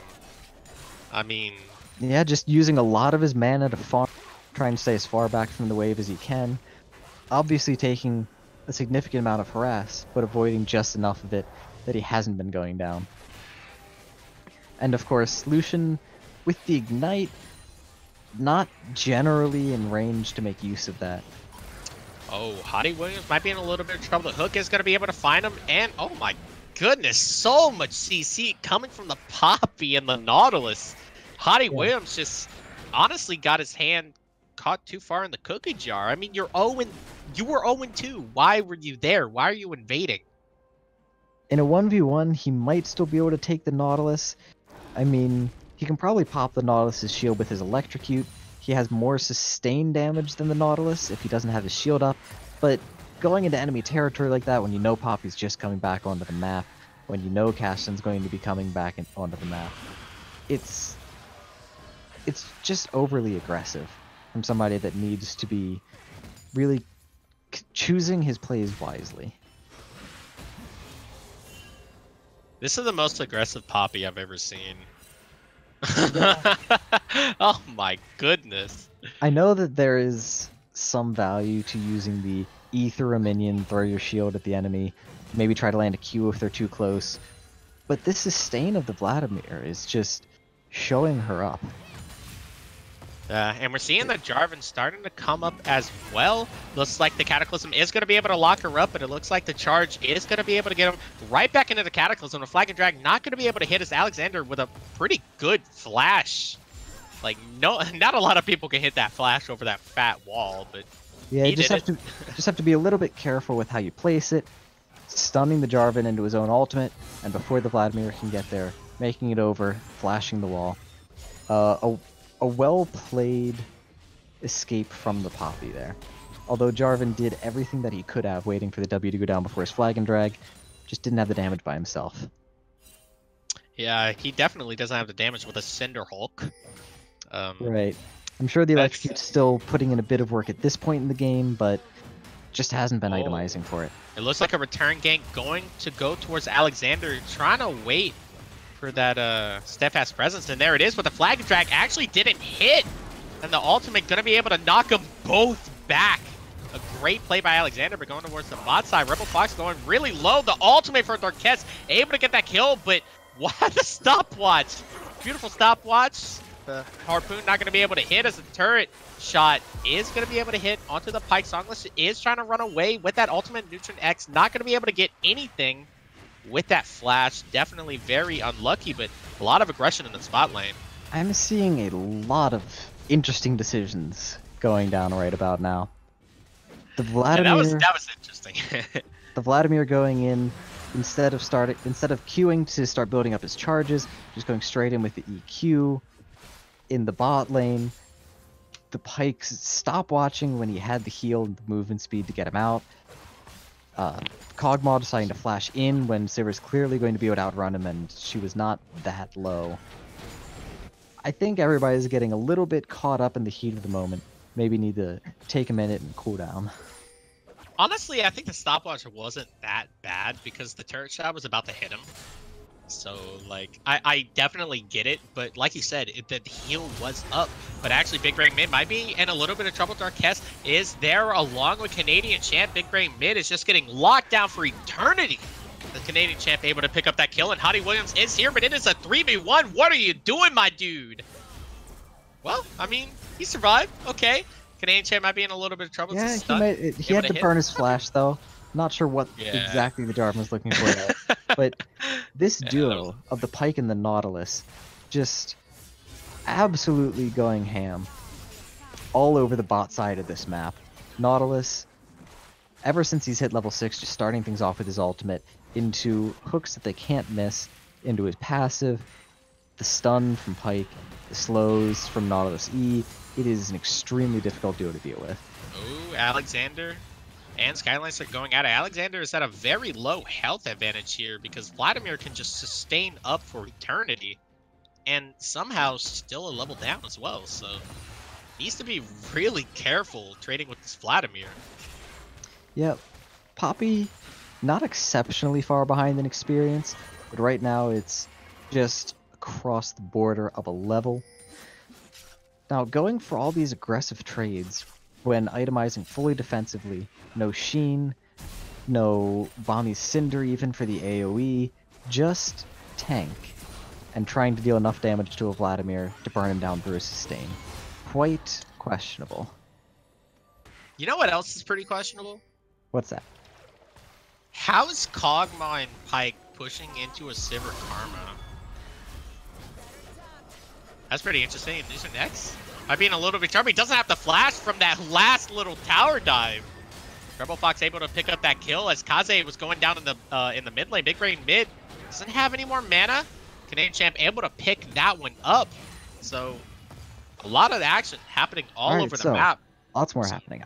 As to answer your initial question, although we haven't been panned over bot lane a lot, if I were to guess, the threat of the Pyke hooking somebody in for a more or less instant kill on them is probably keeping the Sivir and the Karma off the bot lane wave more than you would expect given the matchup, since Pyke is in a pretty good state right now. Yeah, some would even say busted. I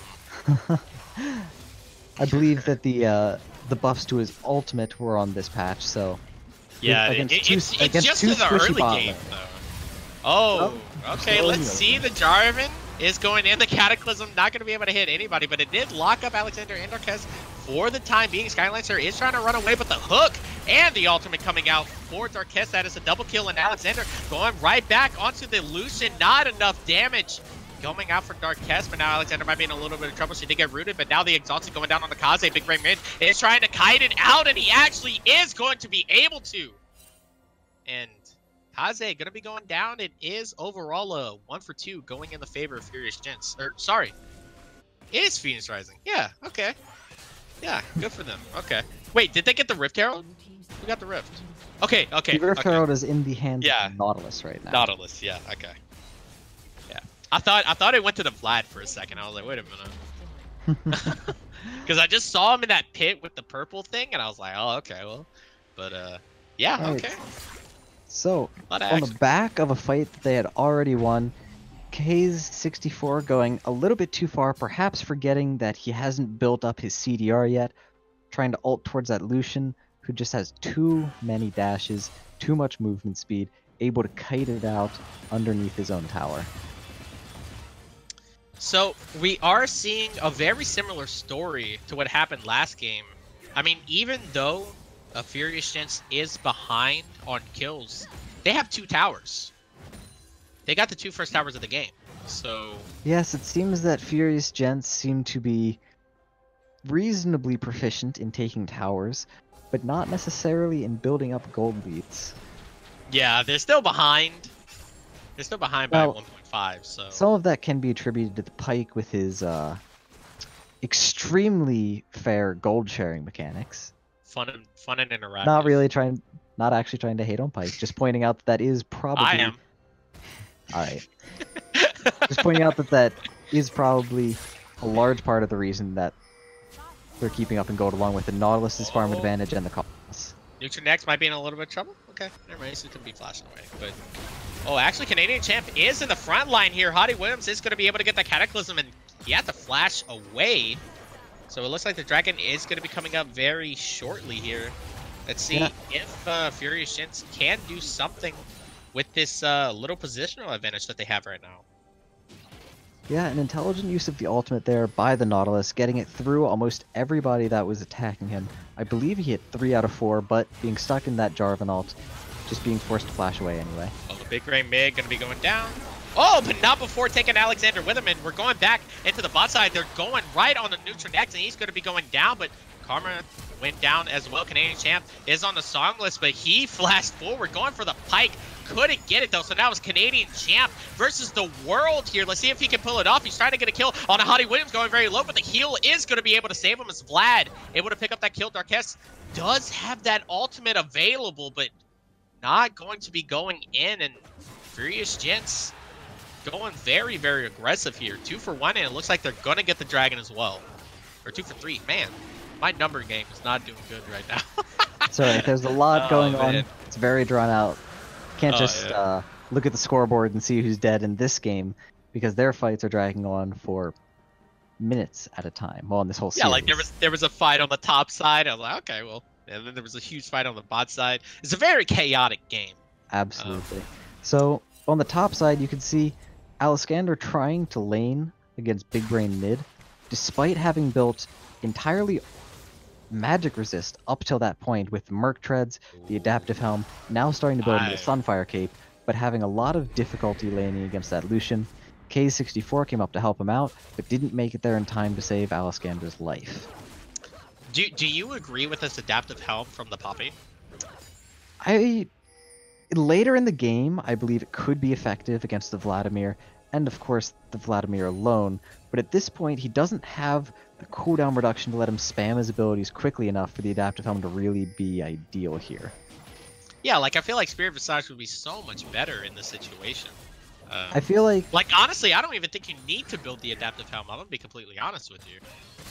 Right, given the composition of Furious Gentz. Look at Big Brain mid. Hold on to that thought. Big Brain mid is in a lot of trouble here. Canadian Champ picking himself up another kill. Man, that dude is going off on that Nautilus jungle. As Alexander, I mean, it was Nautilus versus the world. Now it's Alexander versus the world. Let's see what he can do here. He did bump away the Karma, but not for long. Looks like the Jarvan is going to be picking up that kill, but TPR just on this top inner turret here. Not charging the ultimate quite long enough to wait out the Sivir spell shield. Still being stuck in a 2v1 that Aliskander could not escape. But overall, a 1-for-1 in kills, and possibly about to be a 1-for-1 in towers if Songless can finish this. No, I don't think so. Yeah. Looked like he was going back in for it. Changed his mind. Didn't want to risk giving up the kill and the red buff that he currently holds. Canadian Champ might actually be in a little bit of trouble here. Hottie Williams is on the side. He did use a flag and drag already. The Cataclysm isn't up, so he really doesn't have any CC to help him out. The TP is coming in from the Poppy. Let's see if Canadian Champ can run away from this, and he actually can. The Vladimir ult actually hit nobody. Canadian Champ still goes down, though, to Big Brain mid, and there's just a big old fight as Darkest able to get himself a kill. The flag and drag away for the Jarvan. Able to get himself away, but Songless, Rebel Fox, and Big Brain mid is here. Hottie Williams is on the hunt. His Cataclysm still not up for a very good amount of time. Alexander just trying to get away. The flag and drag is able to knock up 2 of them as Big Brain mid is able to pick up Neutron X on the backside. Alexander is trying to run away with that steadfast presence. Songless is trying to catch up to him, and he was able to with that fleet footwork. So now Furious Gentz has a 1-for-3. Their eyes are on Baron. Let's see if they can do it. Yeah, TPR seeing their star jungler being singled out. Kaze, can he get out? Nope. Aw. But I mean that means that they can't do the Baron. So definitely worth it there. Yes, a heroic effort from Kaze on this Kassadin, stopping the Baron attempt, but overall that is a 4-for-2 in kills in favor of Furious Gentz, who are very close to evening up the kill count and only down 1,500 gold. And even though their Jarvan is having a lot of difficulty getting into this game, actually copying the Nautilus's build but a few steps behind, still do have that scaling Sivir and the Vladimir with comparable gold values. Perhaps they're going to be able to start taking over some team fights soon. Oh yeah, the Sivir Ricochet when she crits, oh, it's beautiful. Absolutely, she's going to need to get a little bit more E under her with the ADM Storm Razor being nerfed a couple of patches ago. She's not going to be hitting particularly hard, but soon enough she will be getting to that stage. For now, I believe that the Lucian will have enough AD to carry that part of their fight for a little bit longer. Do you remember when Pizza Delivery Sivir came out. Actually, oh, never mind. It looks like we are going to be able to have a little bit of a fight here. Skylancer is going to be going way up in the air, but the Cataclysm is knocking down Darkest and Canadian Champ, and it looks like Alexander is going to be going down, and that is actually a big old tank, but Neutron X still pumping out the damage in the backside. Big Brain mid, able to get out the kill onto Neutron X. Songless is flashing forward along with Rebel Fox, trying to get onto Canadian Champ, able to get that kill, but Kaze is there, did get a kill in return onto the Jarvan, so I don't really think that Furious Gents can get onto a Baron, but they can push that mid. They can do what they can. It is overall a 4-for-2 in favor of Furious Gents. Yes, another 4-for-2 in favor of Furious Gents. It was looking very grim at the start there. Vladimir being tossed up like a pizza, although on the same side as the Sivir, so we're going to have to check in to see what's going on with that. But before he was taken down, he was able to get his ultimate off on several people, use his pool to dodge Darkest's ultimate, and get the healing from his own ult, making him survive much, much longer in that fight than it looked like he would have. Very clutch in turning that around. Yeah, very clutch. I mean, this Lucian is just on a rampage right now. I mean, he has 8 kills right now, but I love this play, by the way, from Phoenix Rising. Like, when the other team resets, going from the mid, it's like, okay, they all reset. Let's go to Baron, and that is exactly what they're doing right now. Yeah, it looks like they're taking Furious Gents' strategy from the previous game, just slipping right over to this Baron, and the enemy team isn't expecting it. And that's going to be a free Baron take for them. Yeah, and Vlad is TPing as well, so it looks like they're trying to do for a fight, but, I mean, with the Baron recalls, I don't think they're going to be able to. Rebel Fox did get that ultimate with the E, and it looks like they are going to be able to go for a fight here, but Jarvan is not here just yet. Darkest is on the backside, Neutron X, able to, a beautiful 4-man Cataclysm, Big Brain mid, able to get that, able to get the Kaz, oh my goodness. I just lost everything, but it looks like TPR also lost everything. They lost the Baron, they lost everything. Furious Gents aced. Yeah, TPR. all of the Baron buffs gone. They're still focusing the same 2 people on the side of Furious Gents. Skylancer on the Vladimir and Holly Williams on the Jarvan. It hasn't been working out for them, but it keeps happening. Now this Lucian, the amount of damage that he is pumping out is absolutely insane right now. The damage being absorbed by the Vladimir and the Jarvan is just... You have to wonder why it is that Team Phoenix Rising is choosing the targets that they are. You could see at the beginning of that fight, Canadian Champ used his ult and his hook onto Karma, who's one of the least threatening champions on the side of Furious Gents. And then they started piling all of the damage into the Jarvan and the Vladimir. Now at this stage of the game, where they have less damage available as it is, except when Darkest can get multiple ult resets, they really need to spend it wisely. Yeah. Like... Also, like, a lot of people think that Kog'Maw is a late-game champ. He's more like a mid-game champ. Yeah, he has very strong, and maybe Sivir, 2 to 4 item spikes, but Sivir just keeps scaling throughout the game. Exactly. Like, this Sivir, no matter, like, the later this game goes, the better for Sivir. But honestly, the way it's going, especially with the 2 mountains, I don't think this game's going to last very much longer. Yeah, 3 Mountain Drakes in a row so far. 1 for Phoenix Rising, 2 for Furious Gents. Every one fight results in a huge number of objectives taken. And recently, those have all been going for TPR. Now, you could see, of course, after the second most recent team fight, it was Team Phoenix Rising, or... I said something wrong. Anyway... You're good. I mean, I kept trying to call Kog'Maw Kazakhs in that last team fight, so Alright, okay. That's fair. What I was trying to say is that recently they've been going for the side of Furious Gents, but it was Team Phoenix Rising that took the Baron after one of the more recent team fights. But it didn't work out for them, as they then chose to pile into another team fight, which they also lost, having not spent much of their recently acquired gold, and just went straight into another push for Furious Gents. Cataclysm going down on the Canadian champ. He's locked up can't go anywhere. But now it looks like the Vladimir is trying to do what he can. Songless is ulting in along with the Karma, and there's the fight. Skylancer is going to be going down. Kaze is trying to run for his life, but he's not going to be able to, and he actually is going to be able to. Garkets was not able to get that execution, but Neutron-X is going to be going down the stopwatch to save Big Brain mid. Alexander is trying to get a kill, but he's not going to be able to, as Rebel Fox is able to pick it up on the redemption, and it actually looks like we are going to be going to a Game 3 between TPR and Furious Gentz. Woo! Darkess not really committing fully to these fights. Even around Baron getting 2, maybe 3 alt resets, trying to dodge the fights, you can see that Darkess was the only survivor of several fights towards the end there. You have to wonder what difference that could have made, but at this point it is too late. Furious Gentz have evened up the series with an extremely strong mid-game team fighting comp where the Lucian came online exactly as they hoped it would.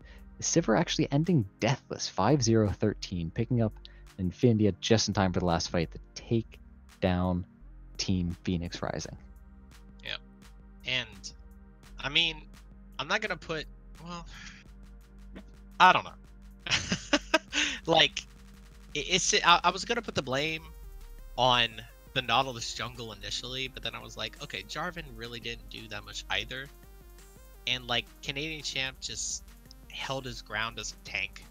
It just felt like there was no damage coming out from Neutron-X or Kaze at all this game. So, right. Definitely back to the drawing board. Getting enough items that you would think that he would be able to dish out the damage. Interestingly enough, I hadn't noticed it before going for the Runeans, with not a very large front line that he's trying to spread damage around, and Kaze or Kaze just not getting to the point that you want to be at on Kassadin, not getting the tier 3 ult, only finishing 2 items. Yeah. So, we will be taking a short little break here while everybody prepares for the Game 3, so don't go anywhere. Game 3, baby.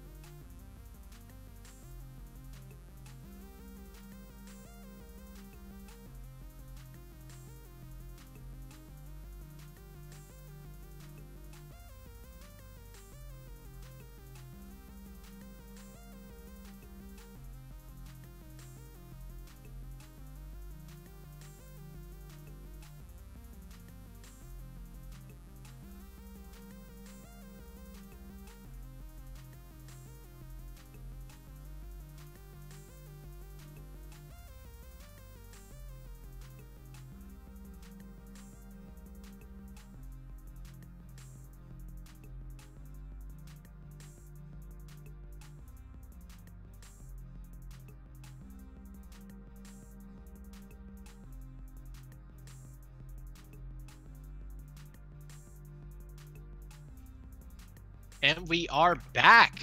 Game 3, man. I love Game 3. Man, like, I feel like it's always so hyped for Game 3s.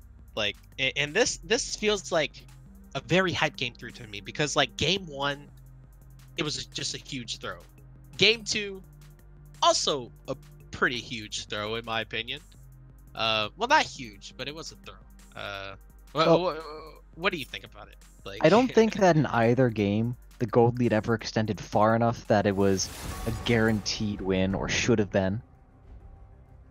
But obviously both of them had a very significant swing at a point in the game that just carried through the Nexus exploding, and I'm very interested to see how this one plays out. I think that you could make a prediction about 10 to 15 minutes into the game that whoever's behind is going to win the series. Interestingly enough, in this one. Dude, Nugent X just said, "I'm gonna play COG again, please." I said, "Please don't." I mean, like, I honestly, like he said, he said like he had like 24k damage. Like, it honestly wasn't his fault. Honestly, no, like, I felt like he wasn't as impactful in team fights as he could have been, perhaps, if he was on another champion. But I wouldn't say that him being Kog'Maw was the reason that they lost. Yeah, the reason why DPR lost was more of a team thing. It wasn't just one individual thing. It was a lot of things accumulating together. Exactly. As we see a first pick Lucian coming over from DPR. Nutrinks wanting to go back to that game 1 performance, or maybe K64 trying to show up a big brain mid with Lucian mid. We'll have to see how this one plays out. Was a Mumu banned last game? No, they've had the same first 6 bans in all 3 games, if I remember correctly. Okay. Alright, so, I mean, now it looks like they got the Sivir again, so Songless going back onto the Sivir, the Deathless Sivir. Right, it is interesting to choose it into what you would have to assume is a Lucian bot lane. There we go. Alright, so the Amumu switching sides this time. Hottie Williams wants to try his hand with it. Go fully, let's go. It already looks like they're going straight back to the mid to late game team fighting style they had last game. Perhaps that's why we see the Taric now chosen for the side of Team Phoenix Rising. Let me ask though, why not pick Braum? Like, Braum Lucian is so good as a Yasuo comes out. Okay, well, Braum Lucian is very good, but Taric is much better for countering a Mumu, because Braum, he can absorb the bandage toss, but any support can do that. This is gonna be a fun game. I can almost also guarantee that Alexander's gonna be playing Kennen. Like, there's just so much AD. I bet that's gonna be Kennen top. But Katarina, Yasuo, Amumu, Sivir, like, some very interesting picks. Definitely not a series that's following the meta very closely. Hell no. Especially, man, dude. I don't know why. Every time I see a Yasuo, I just tilt into oblivion when I play. Oh, trust me, I know the feeling. Oh my god, it's the most infuriating champion. But I mean, that's probably gonna be. Ooh, Yasuo, the Kennen ban. correct? It looks like Furious Gentz read your mind. Dude, no, I think they're listening to the stream. Feels bad, man. Well, now honestly, like, there's not that many AP champions that you can really go to in the top lane. I mean, there's Rumble, there's Vladimir, unless you want to go full AD. Well, what about Swain? Yeah, he actually did play Swain top. He did play Swain top. We have seen multiple successful Swain top performances in this league in the second half. I don't think it's something to be discounted, and it would go very well with their whole team fighting comp that they're playing into, and possibly playing as, depending on what they choose to pair with this Yasuo to set him up, and this Taric. I really like the Sivir Karma duo where like they can just speed themselves up like to just infinite amounts. It's pretty funny to watch. Like and it just gives so much mobility. Yeah, it's an interesting form of pick where if the two of them see anybody alone, they give themselves so much speed there's no chance of escaping. And dude, look at that. Yeah, good call. Good call. Good call on the Swain, buddy-o. What else is there in the jungle? I mean, would you rather go AP here, or like would you? I think you'd want to go tank here. They have no engage actually. Hold on. There's like no knockups. No nothing. They have to go knockup on this. Honestly. Not necessarily. They could try to leave the Yasuo to his own devices. I'm just expecting a tank. There it is. All right, there's the knockup. There's a knockup. Yeah, there you go. There's a knockup. Wukong. So that I have not seen a Wukong jungle in a very long time.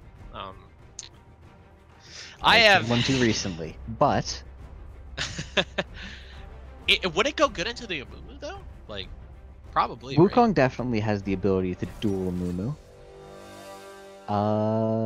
Maokai top, a very exciting pick to finish out a draft of exciting picks. Yeah, for real. I'm gonna. Oh man, yeah. Very exciting draft. Right, very exciting. Like Furious Gentz feels like it's more of a rundown comp.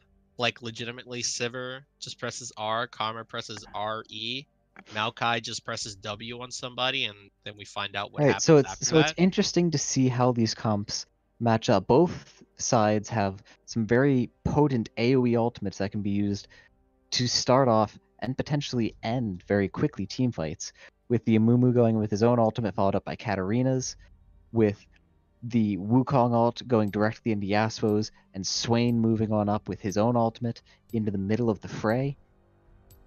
I think team fights are going to be a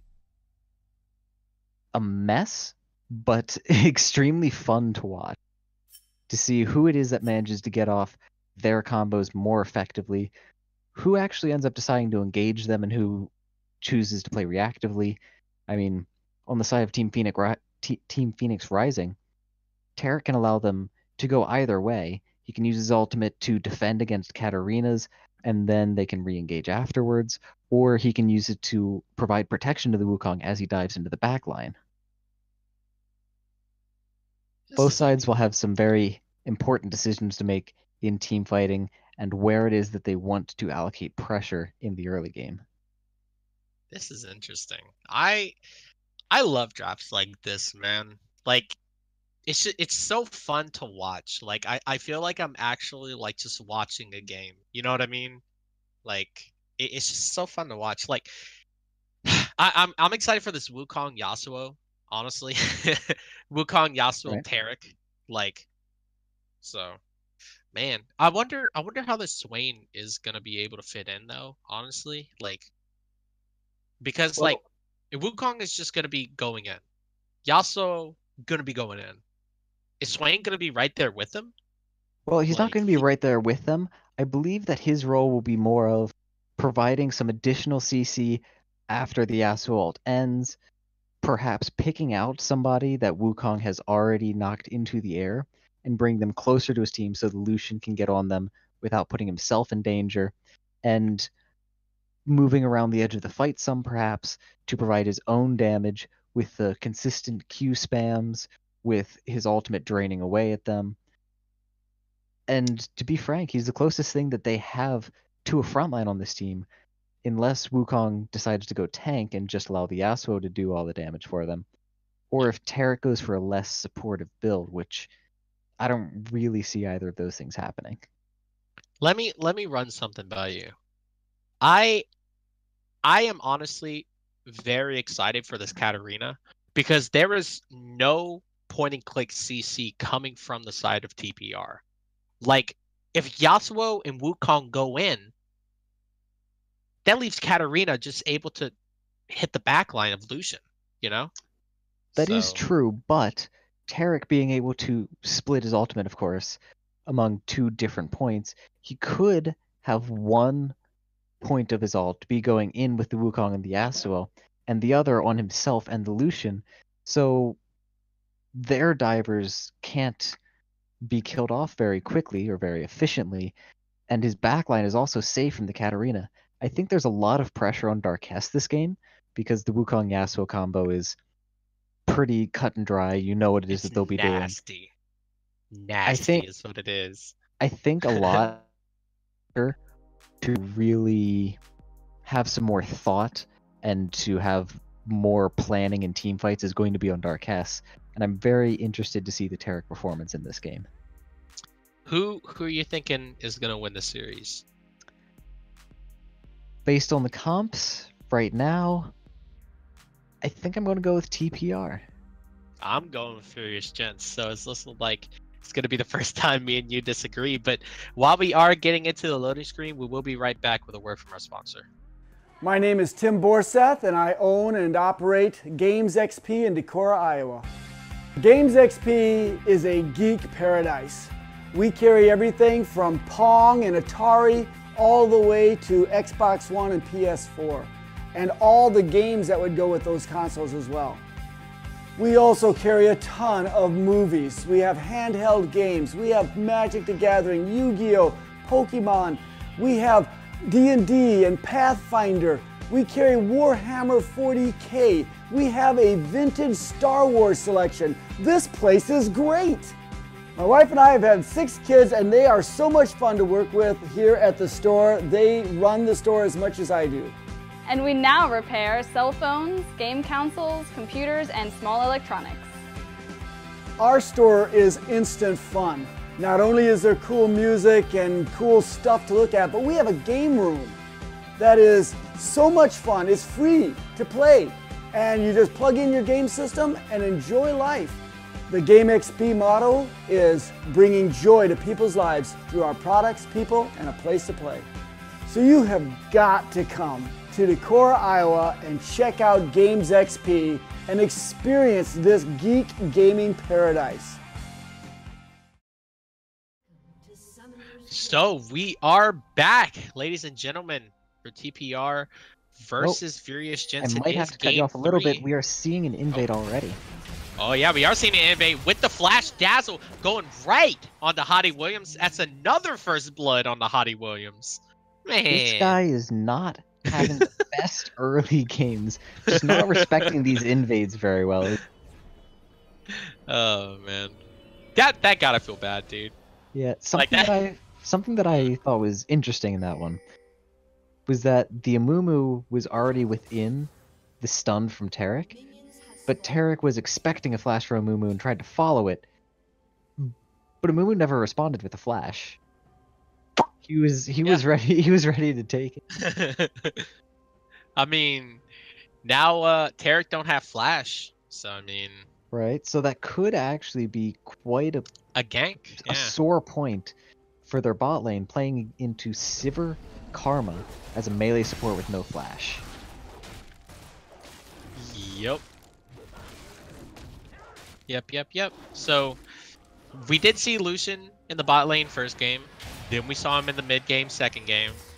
Now we see him back in the bot lane. So let's see if he is able to replicate that same performance that he had game 1. So far, Lucian is undefeated. Yeah. Interestingly enough. Yeah, 2-0 right now. Although I don't think that's necessarily about the champion, although with his recent buffs, he is quite strong. But I think that there are just multiple very competent Lucian players in this series. That's why they decided to first pick it this time, when I don't believe it was first picked in any of the other games. I think it's kind of the matchup too for games 1 and 2. Like game 2, it was Kassadin. Like you were just able to freely just do whatever you want to that champion. So right, the early game wasn't particularly strong for Lucian in that game, but around the 1 to 2 item spike really started picking it up. I'm gonna be honest, I have no idea how Yasuo Katarina lanes are because I haven't seen it anything outside of solo queue. So well, do you know anything about it? I don't. I am not a mid lane player. I don't play at those champions, but it would make sense to me that the Yasuo would have an advantage because early game Katarina doesn't have all that much dueling potential, and what she does is mostly positioning with her daggers, and Yasuo is just in her face all the time. Man, Sky is not having the greatest time in this top lane here. I mean, it is a range versus a melee. Yeah, already out of Corrupting Pot stacks and extremely low. Things are not looking up very much for this tree. Dead. That the tree has been cut down. Yep. And he's losing a lot of CS as well. I mean, he's already down 9. Has to TP back. I mean, Swain is almost out of mana though. So wait, how much gold is he at right now? Okay, so he's at 900. So he wants to get a couple hundred more. He definitely has enough mana to. Well, he had enough mana before he just used the rest of it to stay for another wave or two and pick that up. He still Swain still has one use of his corrupting potion, but looks like he's just going to go for the recall instead. I'm actually very surprised by this. I honestly, he should have stayed, in my opinion, to stay for that catalyst. I mean, Maokai might, look, see, Swain is just, he might as well just stay now, honestly. But yeah, I can't say that I think it's the best decision. Amumu is coming around the corner here. Darkest does not have the flash just yet, and that is the target. Darkest is in a lot of trouble. The Aftershock is going to be able to pop. The exhaust is going to be going down. Hottie Williams in a lot of trouble, though. The Ignite is taking down. Solace is in a lot of trouble as well. Rebel Fox took a tower shot, flash forward from Neutron X. Let's see what else he can get. The spell shoot going on the Solace, but it looks like that's a double kill for Neutron X, and it looks like the bot lane of TPR just outplayed the hell out of Furious Gentz. All right, everybody, thank you for coming out to watch Team Phoenix Rising against Furious Gentz. All right. So, wow. Furious Gentz really harking back to their first game, except without the advantage that they had had in the early game. Just going far too aggressive, trying to force a gank in the bot lane, eating some tower shots, underestimating the Lucian, and just not having damage to finish anything off. With an early game Sivir, a Karma that was going far too deep, and an Amumu, whose ganks aren't particularly potent until at least level 6. Actually, I feel like that was more the Amumu's fault, honestly. Like, the Amumu went in, took a tower shot, and then Songless went in, took a tower shot, and then Rebel Fox went in and took a tower shot, so... while all being level 3, so... Right, they were not quite coordinated on that decision-making there, where they weren't sure if they wanted to dive or not, they weren't sure who was going to be doing the tanking, and they weren't even sure who to focus, starting out going for the Taric very hard, but once he was too far back, starting to switch over to the Lucian, but too late, as he was able to flash in and pick up 2 kills, with the last one going to Taric in a 3v2. Yeah. And I think also a lot of the big thing as well was Rebel Fox had exhaust compared to Darkest's Ignite. The exhaust did nothing. The exhaust did nothing. Interesting point. The exhaust was used to slow down the Taric as he was running away, but he was already underneath tower, and he still managed to dodge the return of Sivir's Boomerang Blade. Yeah, so, I mean, like, that Ignite at level 4, I think, does, like, 30 damage, 150 damage, something like that. As it looks like Darkest, another Flash Dazzle. Wow. She really knows how to play Taric, man. Wow. These flash stuns, even at the beginning of the game, when it may or may not have been necessary, just incredibly well placed. It's clean. It is extremely clean Taric play. And I'm beginning to wonder if Darkest is even going to let it matter how exactly the Taric is played in team fights. with the way that Taric's playing this early game, this is looking extremely rough for Furious Gentz already. We haven't even talked about the grasp of the Undying Swain. Well, that's something that is actually relatively common. Really? For my understanding, yes. Because into a melee matchup, especially one like Maokai, where he doesn't want to go 1v1 into the first place, having Phase Rush to Kite doesn't really do all that much for you, while Grasp lends you some extra sustain, some extra damage, and of course it allows you to build up your health, so once you get to those team fights, you'll be even tankier moving into the front line with your ult. Oh, looks like a dive is going to be coming in from the side of TPR. The Wukong is there. Rebel Fox going to be going down to the culling from Neutron X. 4-0 now. 20 CS up. Just absolutely taking over this game right now. Yes, this Lucian. If there was if there was a team fight right now, I'd be inclined to. He would have a pentakill waiting for him. The dive, looking maybe a little bit over aggressive, but there was really no available response for the bot lane of Furious Gentz. They didn't have any summoner spells up. They didn't have anywhere near the items that they would need to be able to even think about turning it around. Just plowing through the tower with Taric ultimate and taking down Rebel Fox. Yeah, they're going to take this first tower as well. Give them the solo gold over to Neutron X. Yes. As first tower in the bot lane before 9 minutes, a 5,000 gold lead already. And now you have to assume that the bot lane from Team Phoenix Rising is going to go top, where either Maokai can be abused by them, or the bot lane can go up and continue bleeding. Yeah. Here comes Hottie William. Oh, okay. Well, here comes the entire bot lane. But it looks like the wind wall is able to block out a little bit of the autos from Songless. The boomerang is going to be able to hit a Rebel Fox, able to get that Q detonation to kill. That's kind of unlucky, honestly. Yeah, not who you really want that kill to go on to. At this point, your best hope is getting the Sivir some kills, getting her to the point in the game where she can at least have an attempt to carry these team fights. I gotta be honest too, like this the Swain E, the Death Hand or whatever the hell it's called, like that dude has been hitting like every single one. Like, yes, wow. And like I'm not sure if it's the inability to dodge it, or if it's just Alexander just knowing where to place it. I have to say it's a combination of the two. Skylancer, having changed roles so many times, I don't think he has that much experience against Swain so far. And Alexander definitely looking extremely comfortable on it. Yeah, he is looking extremely comfortable, but Skylancer is going to be able to get that ultimate down, trying to get that Nature's Grass root. I don't think they had the damage for that anyway. Yeah, no, they definitely don't. Especially with the Rift Arrow being taken, it's like, oh yeah, okay, well, Wukong is here. Yeah, screw that, I'm out of here.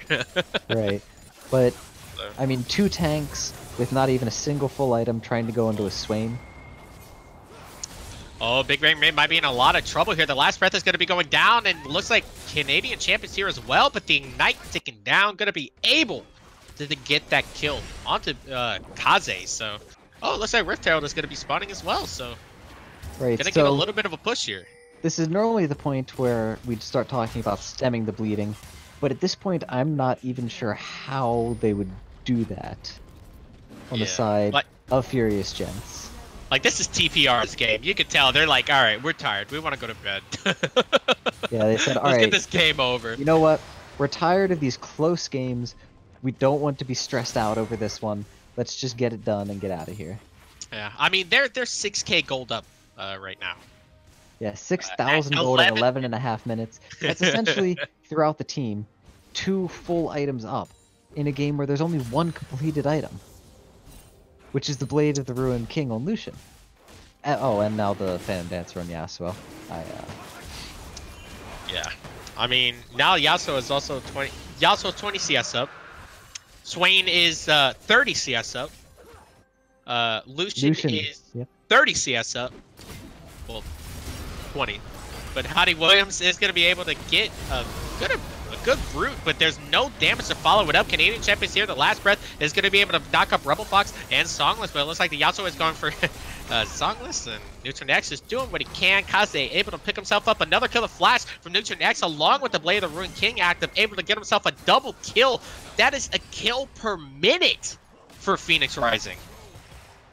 Yes, a beautiful ultimate from Darkess, getting the invulnerability on all 4 members. Nutrinx playing that fight superbly, dealing so much damage throughout, taking down Rebel Fox on the side, chasing down Songless, and Big Brain mid just not having the damage with this early Tabby rush to even take down Canadian Champ at a sliver of health. I mean, look at Amumu and Maokai's position on the map right now. Wukong did back, and they are on vision now. So let's see if Hottie Williams is able to do anything here. It looks like Skylancer is able to bring that ult out. Darkest does not have her ultimate, but he is able to flash away. Skylancer trying to get a kill on the Neutral, trying to get that shutdown gold, and onto the Karma again. Karma rocking 100%, not of the kill participation, but of the kill count on their team. I'm waiting to see the Luden's Echo come out for this Karma. How much gold was that? Can I see how much gold was that shutdown? 800. Man, that 800 gold would have surely been so good into Sivir's hands, but it looks like the TP is coming down. It looks like Canadian Champ is just going to be able to hold this turret. Alexander took top and then just went immediately bot. Yeah, TPing bot, making sure that and they then didn't give up any towers yet. he was just trying to save the tower. They don't want to give up a single one. I think Canadian Champ could have did that on his own. You know, it's the thought that counts. It's so funny to me though, dude. Like, he TP'd bot and then he just reset. It's like, okay, yeah, I'm done. Well, I mean, it's possible that he thought the enemy bot was going to continue trying to push forward, and he just wanted to be there in case they did. But when they started recalling, he decided he. Yeah. Either way, I'll give him the benefit of the doubt. I don't think he really needs to teleport anywhere else at this point in the game. Yeah. So I don't think it's going to be a very costly mistake if we choose to view it as one. Oh, Canadian Champ is on the back line. It looks like the last breath and the Wukong ultimate able to do what he can, but Canadian Champ went in a little bit too deep, but a two-man dazzle from Darkest, but a beautiful ultimate from Hottie Williams, able to disengage the fight. Just so gorgeous, but Lucius is on the top side just farming it up, trying to get that turret. Yeah, perhaps not quite the fight that they were looking for. TPR having a wonderful start to it. Wukong going a little bit deep, trying to finish off that kill on the Songless. Sky? Sky? Sky? Sky? A 7-1, Hottie. Okay, alright. That was interesting. I'm sorry. Like, yeah, it's like, I don't know what to say. It's like, yeah, dude, let's just fight the 7-1 Lucian while I'm so 0-2. The 0-2 Maokai itemized fully into magic resistance. 8 DPS, trying to fight That's the tilt. Lucian. That's tilt.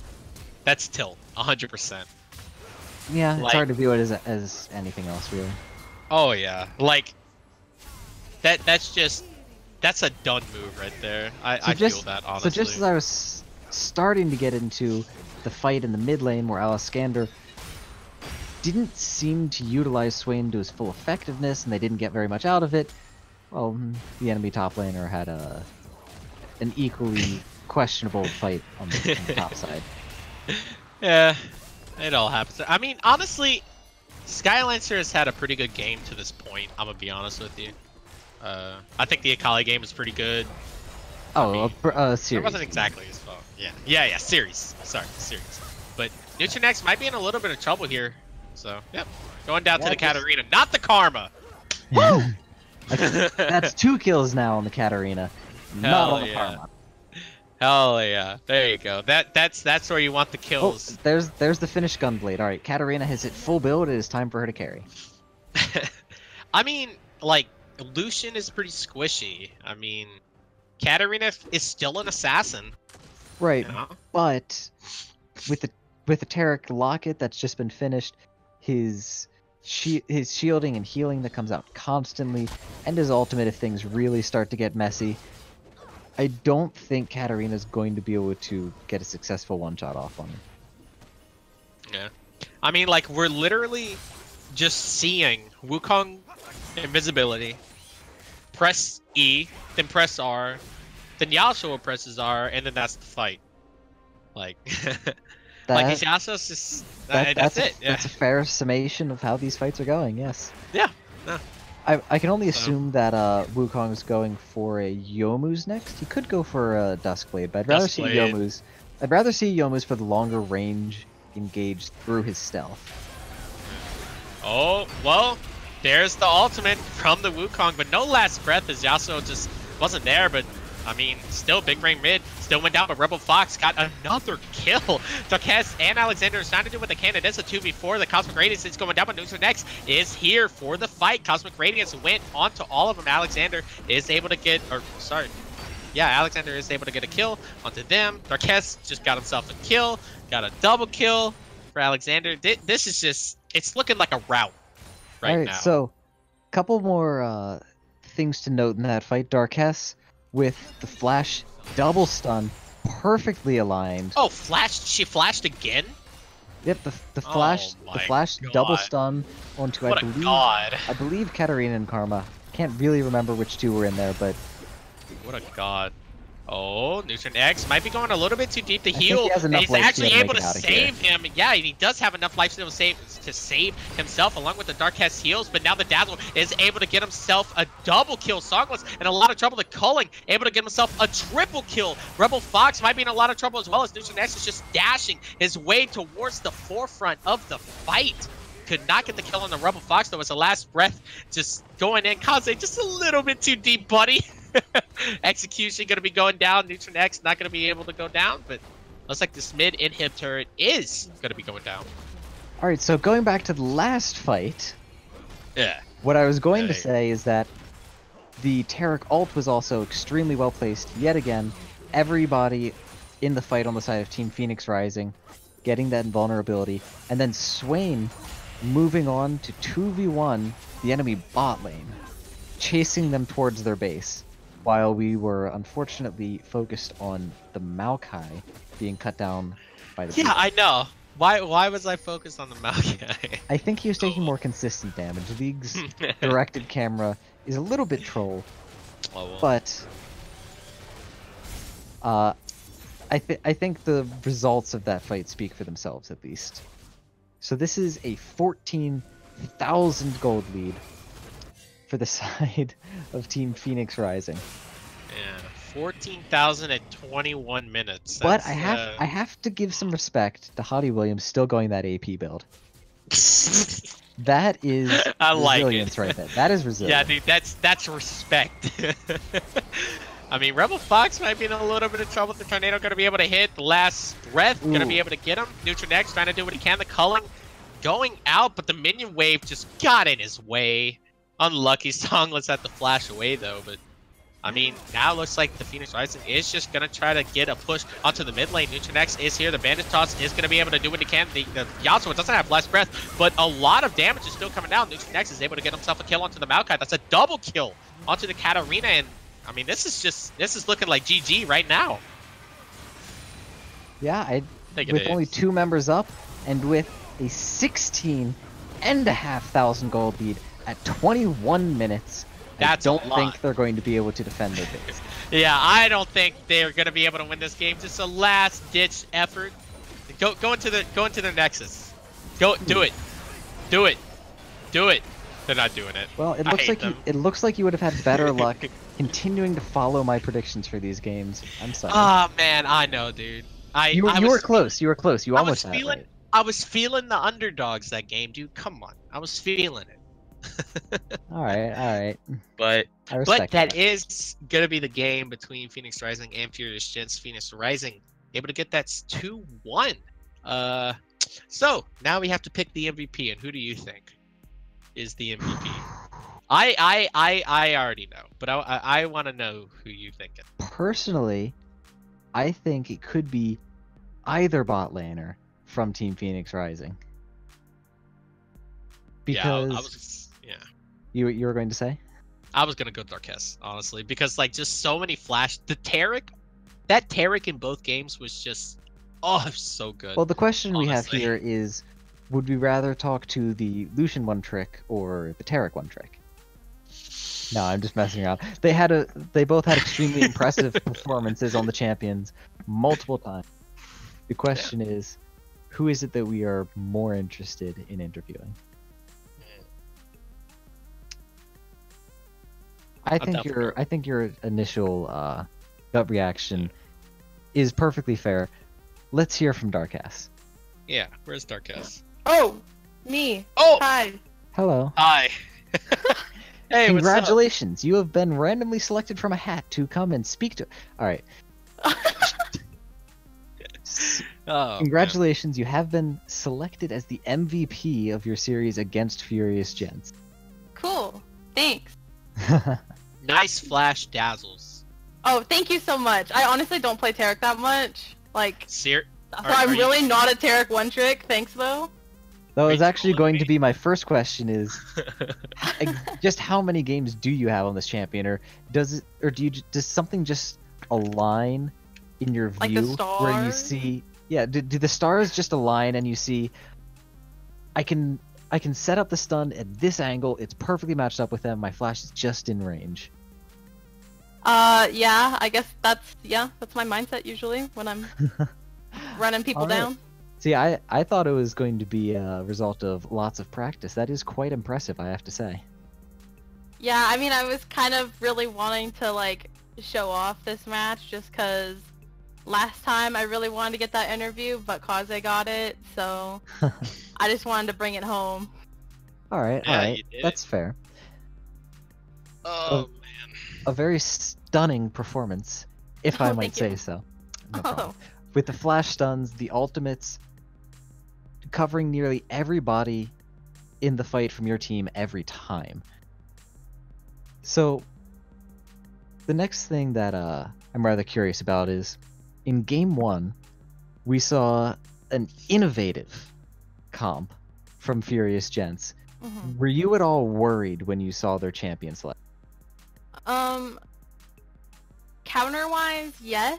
Like, I feel like Akali top was a pretty hard thing for Jax to handle, especially with Zenzao camping him, but I also knew that our team comp would eventually scale and we would just win off. I don't want to sound VM, but I feel like we had better players overall, like a better roster, so I was fairly confident in my team to like pull through towards late game. Alright, having confidence in your team, always a good thing. So, I have one question.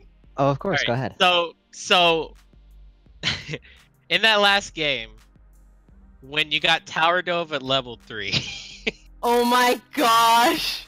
that was very. What was your reaction to that? Because like, you guys were definitely on the back foot. I thought you guys were about to lose that 2v3, and then all of a sudden, all three of them, the Amumu, the Karma, and the Sivir, all took turret shots. I mean, who was like, okay, let's go in, like we could do this, like, or was it just a gut reaction? It was, I feel like it was just a gut reaction, and then, like, I don't know, I think I pinged something on, like, the Amumu, like, he's gonna die, or maybe it was the Karma, I don't remember. Like, someone was gonna die from the turret shot, and then, like, Nutrix kept going in, so then I was like, okay, I'm gonna come back, and then I think Sivir's spell shield went off, like, at the exact moment where, like, I could maybe get a stun off, and, like, he was able to get, like, another spell or two off.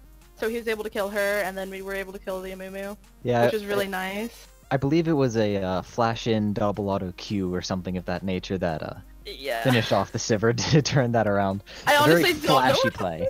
That's oh right. my gosh. In the heat of the moment, it can be hard to keep track of what's going on for casters and players alike. Yeah, no, at the end of that, I literally started doing air horn noises with my mouth, because I was like, we're so good! Yeah, it must have been an amazing feeling being able to turn that one around. Yeah, definitely. I mean, that's all I got. I just, I just wanted to know what happened for that for that tower dive. Alright, then I believe the required final question is, do you have any shoutouts that you would like to make? Shout out to my AD carry, because I know we were kind of fighting for this interview, so glad it got picked, but love you, Nutrix. And then also shout out to Kaze, because he shouted me out last time, and you know, you gotta do that cute couple shit where you shout each other out, so love you. Oh, of course. There you go. It's all quid pro quo in the end, isn't it? Yeah. Alright, well, thank you for the interview, and congratulations on your win and your MVP status after an amazing performance. Yeah, And I believe that will. she got best of the week and MVP in one day. I think she's had best of the week at least 3 times so far this season. We'll have to have our stat team check on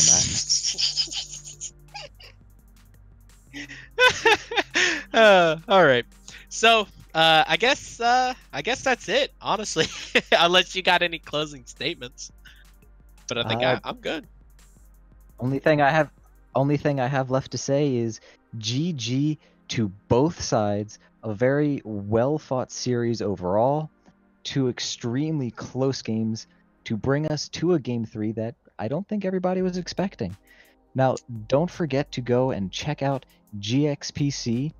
The website, the Twitter, and the YouTube should all be at the bottom of your screen. Make sure to check those out and give them a follow. No Instagram. Feels bad, man.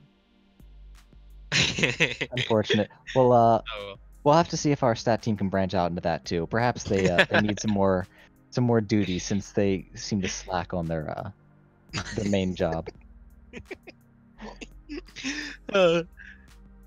Oh man. All right. Well, it's it for us. I'm Backpack, and with me is Freshburger, and we're out. Thanks for joining us, guys.